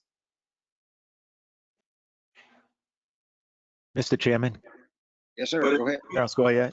You know, I'm hearing what Dr. Browning is saying, and I think, excuse me, but I'm not trying to put any words in your mouth, sir, but I think what Dr. Browning's looking for, what I'm looking for is, okay, we need to change that item's description, and we need to, you know, to reflect what we truly are budgeting to do and put in a realistic number for what we're planning on doing. So if it's just crack seal that we're addressing, we've done that many times before. What's the estimated amount of money that it would take to perform that service or that project, right? You know, I don't think 195 is the right number because 195 is addressing something entirely different. That's correct. Yeah, Now, and I agree 100% with what you say. That's correct. so can we put a real number in there and change the description to reflect what we're actually approving? And as far as the other item on page 9, you know, Alfonso asked the question relative to the 1.1 million, you know, and it wasn't answered because I don't see it. I don't see how it works. That's a cumulative number that includes a proposed new line, right? Whatever the heck that means, and a $270,000 amount that is particular to the Sunset Trail. So, I mean, I could help on that page. Go ahead, John. Hey, Charles, yes, John. on page 9, we'll cross out the $270,000, cross out the $833,000, and where it says Lone Oak, the very top line, Right. insert the number 1.103, and now everything adds up. Well, it adds up, but I mean, so a Yeah. million, 1.1 Yeah. mil for Lone Oak. Yeah, Yeah. I'm sorry, John. Yes. If you will go to page number 10, in page number 10, ERW is only 588,000, and Home Depot is 245. and it's not 1.1, it's 833, page number 10. And that's the 833 right there. Yeah, no, this is good. But the question was why was 1.1? But that does not reflect in reality that you have in page number 10. So I think if they will give it to us some idea how much money that will be, I think, Mr. Chairman, we can approve, and not necessarily, as you say, needs to be exactly. It's some estimation. I agree with you, Mr. Chairman. Yes, sir. But it really doesn't matter from what I'm hearing. You could put the 1.103 in there because it's just an estimate anyway. Well, that's what everything we've done is. Well, but at least it's coherent if you cross out the two numbers, insert the one correct number, at least the street replacement will be totally accurate. Now you can go back to the repair and maintenance. What makes that number correct? That's my problem. It's on the screen right now, Mr. Goyette. So ERW is $588,000. That's Mr. Carmona's page 10. That's page 10 in your packet. ERW and concrete repair, $588,000. Home Depot is $245,000. 588 and 245 equal 833. That's it. The Okay. crack seal Very that you're good. talking about, we have listed at $82,000. So you asked what number would it take to fill in crack seal? It's on page 10, $82,000. Okay. When asked what number would it take for Lone Oak, the estimate was $318,000. We rounded it. The chair just made a shot in the dark, $360,000. So the backup is included in the very next page.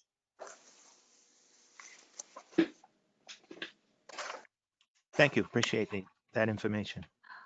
So if we need a number in crack seal, then this number here for repair and maintenance should be at least $82,000 at the very least here. I had My that. recollection is that's a low number. And if we need to add Lone Oak as was requested, then we should add either 318,000 or 360,000, depending on how conservative the committee feels. Well, I'm happy with putting that in a motion and taking everything else out. Okay, is that a motion? Yes. Second? I second that motion. All in favor? Should we do a Wait. roll call? Wait, I want to make sure that includes the crack seal and Lone Oak put together. Is that correct? That's Yeah. correct. And it also does not include Sunset Trail, which you have not looked. Right. Does not include Sunset Trail. Now, I understand that's a possibility that council is actually going to do something with that in its next meeting. Is that right, Melissa? Couldn't hear you. Well, I know there's drainage work there. I don't know about streetwise. Okay. All right. So we'll assume that there is no street activity there. And so we have a fairly clear motion. Anybody have any further questions about it? Yeah. Does that mean like if there were cracks that had to be sealed on Sunset, we still have money in that crack seal part of the budget? Because I know we have a lot of problems on that street and it Yes, needs to ma'am. be crack sealed quite often. Yes, ma'am. We have $82,000 for Okay. crack sealing. That All should right. be fine. Just as long as Sunset's not cut out of that. Thank you. Right. No, it's not cut out. All right. We ready for a roll call? Maybe. So the total is in this column, if we take out the 727 and we add 82 for crack seal and 318 for Lone Oak, then the new total in the bronze budget is 443,000. I'm sorry, I just lost that number.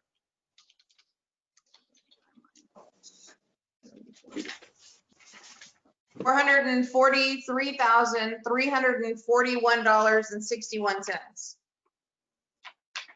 And I included my motion with those changes, the bronze budget be approved. Right, For street repairs. for street repairs. Yes. Mhm. Second. Motion is moved and seconded. I think we're ready to vote. Sylvia? Okay, Mr. Carmona, Yes. Mr. Goyette, Yes. Mr. Belanca, Yes. Mr. Schrader, Yes. Mary Black, Yes. Vicky Powers, Yes. Mr. Rosengarten, Yes. Randy M, Yes. Mr. Browning, Yes. motion passes. All right, motion passes. The last item on our agenda here, Oh, we need to go back. We need to do street replacement at 1.1. Right. okay, all right, I make the motion to spend 1.1 okay. And for Lone Oak. I think I know what that includes.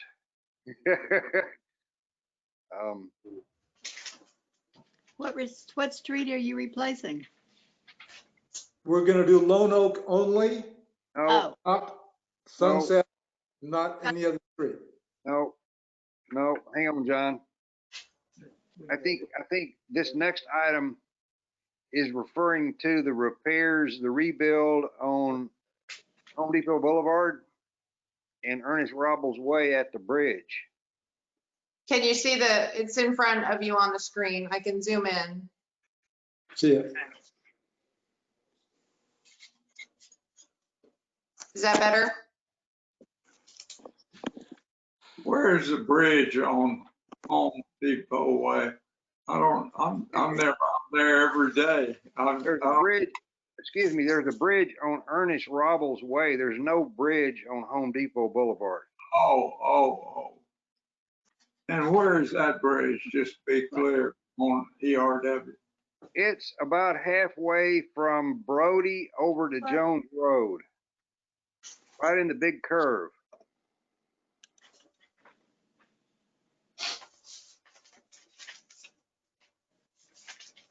Thank you.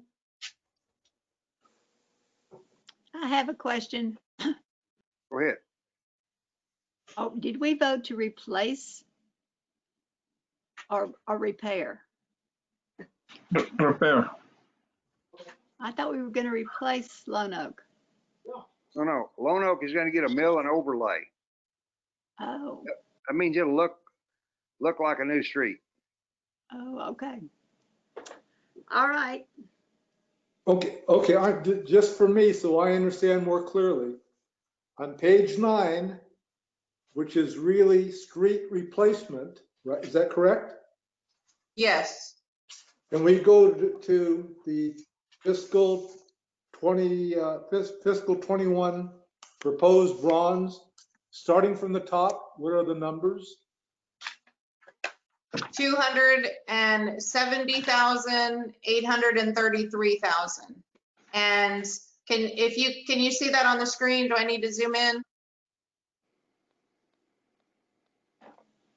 I don't see it. Sunset Trail. Oh, sorry, my bad. That's not.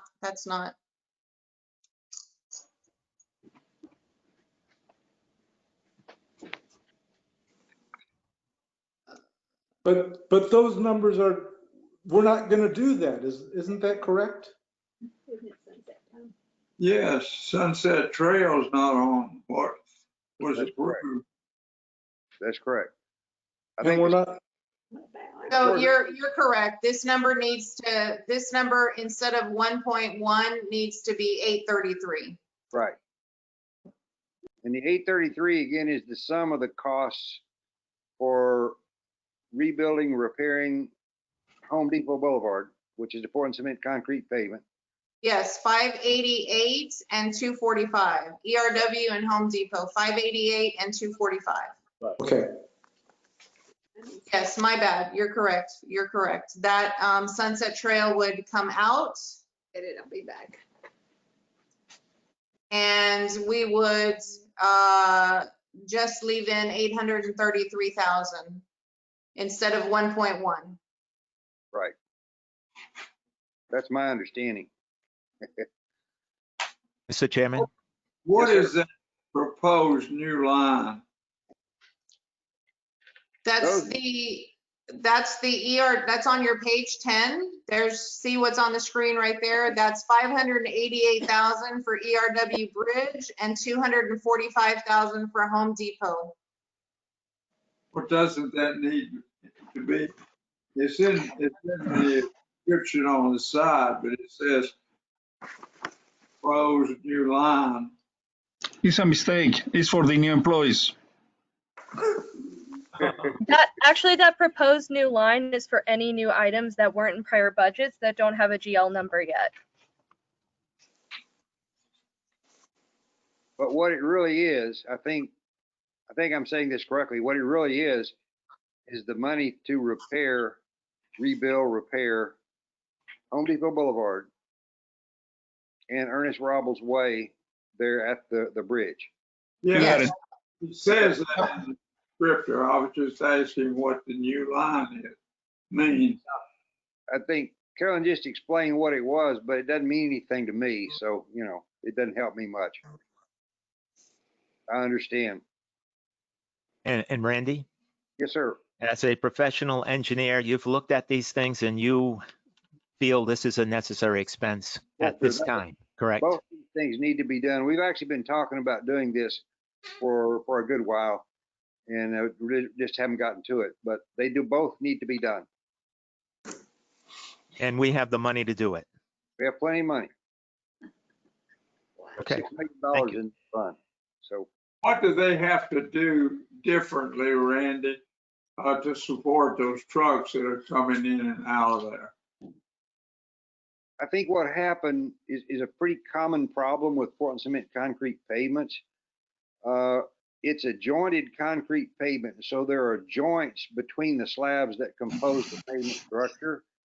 Those joints, when the pavement gets hot, the filling material gets squeezed, and then when the pavement gets cold, the filling material does not keep the hole filled, and so water goes through the cracks, gets down into the base, the surface that supports the pavement, and then the pavement no longer has the support that it was designed to have. And then so when a wheel load is placed on it, as you talked about the heavy trucks, then it cracks, and that's exactly what's happened to us there.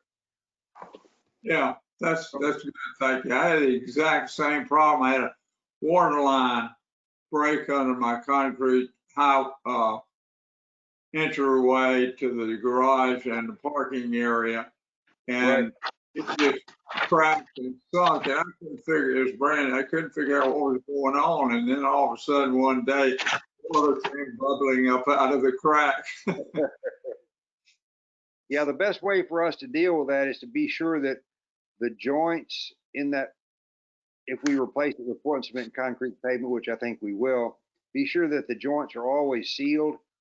The sealant materials have improved over my career significantly, but they're still not perfect. Yeah, nothing is. Absolutely. Okay. Is there a motion to approve the $833,000 item with the postscript that we will say in the notes that this is the words new item or new line item be replaced by repairs to Home Depot Boulevard and Ernest Robles Way? Something like that. Somebody want to make a motion along those lines? So moved. Second? Anybody got a second? Second.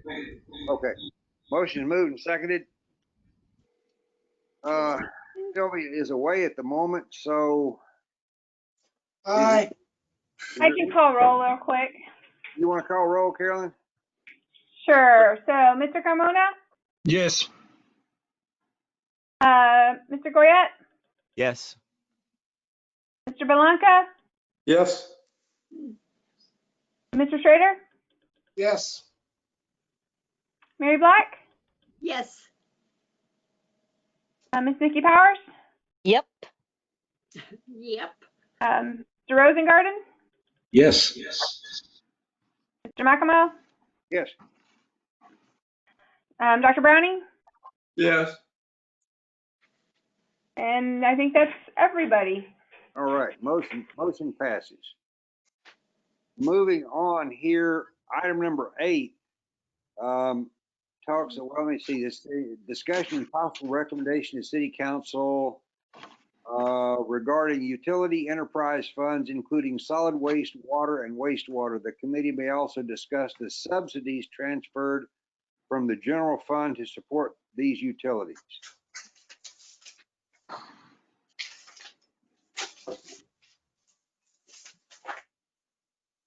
Questions, comments? Any questions or comments?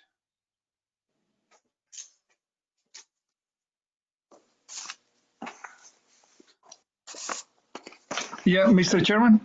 Yes, sir, Alfonso. I think that they gave it to us some copy of the budget for utilities in which they were talking water, wastewater, solid waste, and they have a specific expenditures and now a specific revenues. Looking the budget, the revenues, I think that we don't have exactly how much money we will have, but a priori, looking the budget in the bronze way, we have enough money to cover some service. And in some service, it could be also these subsidies for utilities. So I think that we have to wait until we will have all a better idea of revenues. But if at this moment we are looking with the budget, only with the bronze, we have enough money to pay for these subsidies. So my suggestion is they need to look that, the staff, they know about that, and they can say if we have or we don't have. And according with the money, we have money to pay for that subsidies. That is correct. Okay. Thanks, sir. Further comments or questions? Melissa? We can't hear you.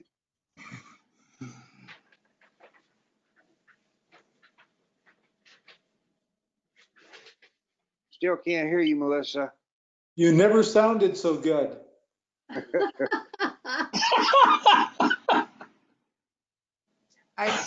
There you go. I show you green.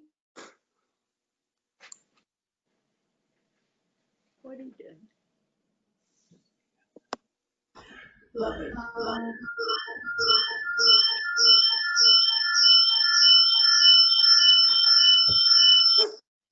Got me. What are you looking at? Oh. So while we're waiting for Melissa to connect, what's the total here for this fund? Can you walk us through it, Sylvia? Sure. Let me reduce I zoomed so that you guys could see it. In the water department, or in the water fund, the expenses equal $781,787. The primary reduction in that has, Melissa? I'm back. Okay. Has been staffing and operating expenses. Go ahead. I was just going to, I don't know what I missed while I was gone, but I was going to recommend that we at least notice that P&E recommended essentially a 50% reduction in solid waste and discuss it here as to whether we concur with that. Okay. Yes, planning and environmental is recommending essentially a $10 increase in solid waste cost per resident per month as part of a proposed revenue increase. And so what that would do is offset this line item here of $76,000. And it would bring in approximately $30,000 to $35,000 in revenue a year.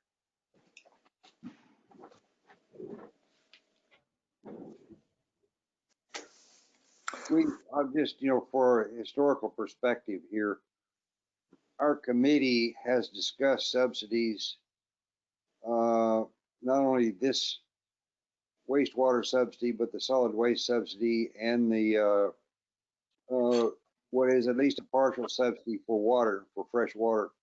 We discussed this quite a few times. There have been initiatives developed by a number of different people over the years. And I think what we've generally found is there are at least a small group of people within the city who feel as if these subsidies are extremely important to them and they're highly supportive of them. So keeping that in mind, I don't want to use any colloquial expression here, but I think poking around in subsidies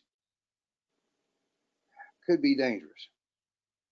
I'm not saying I'm for them or against them. I'm just saying that we've done this before, and we've heard from a fair number of people about their desire to keep them. Whether those people are still around or whether they would speak up now or not, I don't know. But at any rate, we've done it before, and we've had some interesting discussions. I want to echo what Randy's saying is that I think that that's not a discussion for a public works committee, that, budgetary type items, whether we can afford it, should apply it, that sort of thing. I think we step out of the realm of our expertise when we do that. Yeah, that was exactly what I was trying to say. Mr. Chairman? Yes, sir. Here on that item, but I wanted to also bring something out that I've mentioned in the past as another possibility that could potentially emanate from this committee if the committee felt it was worthy of suggestion. But we get, I don't know about anyone else, but I don't create a lot of trash. I create a lot of recycling, but I don't create that much trash, and I could easily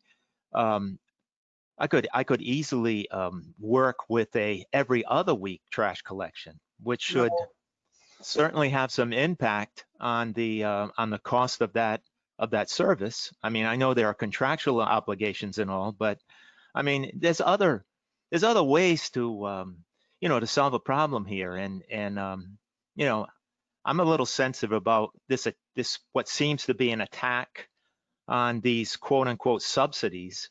And I made a point, and I won't remake it, on terms of, it works both ways, this whole subsidy arrangement. Let me just leave it at that. Thank you. Yes, sir. Other comments? Mickey Powers. Yes, Every Mickey. other week would be fine with me. I think that it depends a little bit on how many people are in a household, whether that could happen. I don't think I could do once a week, and I do pretty religious recycling on top of that. And I would doubt that there are I would think there are other people like myself that couldn't do trash recovery every other week.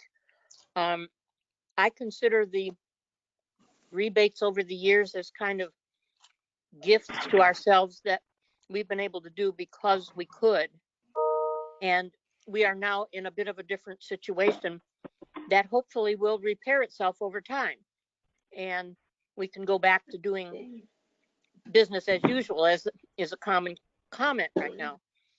But right now we do have to consider some other things to keep us going in a budgetary sense. And I for one, couldn't get along on one garbage deal a week. I don't know about other people, but I've got 4 people in my house, and maybe that makes a difference. Can I address that real quick? If I am not mistaken, the administrative code for municipal solid waste requires it to be offered once a week. Good. Chapter 330, I believe, of the administrative code. Yeah, Nikki, let me remind you that if you say that we're in a difficult position and we agree to increase the solid waste, have to remind people as to how it came about that we're even paying $5 or whatever dollars that it is for solid waste, is that we wanted to do a water utility rate study. And so we said that everybody is going to have on their bill a contribution for that. And they said, City Council promised that they would rescind that as soon as that money was paid for. And of course, as soon as it was, council lived up to its promise and took that off the bill. They immediately replaced it with the exact same amount. So once you are taxed, you will always be taxed that amount. Here, here. Other comments? Guys, I think this has been very productive. We've been working for over 2 hours. And I think we're pretty much to the end of the agenda. The only item that I see left on the agenda is discussion of the next meeting date. Well, I guess that would be our July meeting. Yep. And let's see here.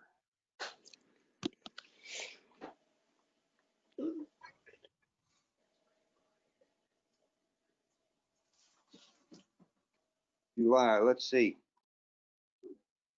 Thursdays look like 9, 16, 23, or 30. I guess our norm would be 23 July. They're going to have budget, Randy, so we're going to have to look at a Wednesday, I think. Wednesday? Yeah, His all, budget- all the, Or we could do earlier, potentially, if that's okay. That's okay. Either earlier or 22 July would be fine with me. That's Wednesday. yeah, It's you going to like be a 20? long day for those poor people who do both meetings. How about Wednesday the 22nd then? Excellent. Okay. Wednesday 22, 7 o'clock as usual. Okay. And I think I heard somewhere that the plan was that we might be able to meet face to face by then, but I'm not sure that's going to be true. It's been moved to August 15th per Travis County. Okay. We expect another, our sit rep yesterday, we expect another governor's announcement either Friday or Monday. I know that there's been a couple of petitions by mayors of larger cities to the governors on rolling back to phase 1. So we expect to have an announcement at some point in the very near future. So we're going to be meeting with Zoom for a while. Okay. Correct. Fine. Meeting. Thanks to everybody. I think this has been very productive. Good night. Good night. Thank you. Good night. Motion Move to adjourn. Motion, you need a motion. Motion to Move adjourn. that we adjourn. Okay. Roll call vote. roll Second, call vote. third, All right. Well, aye. thanks to Aye. everybody. Bye. Bye-bye. Bye. Aye.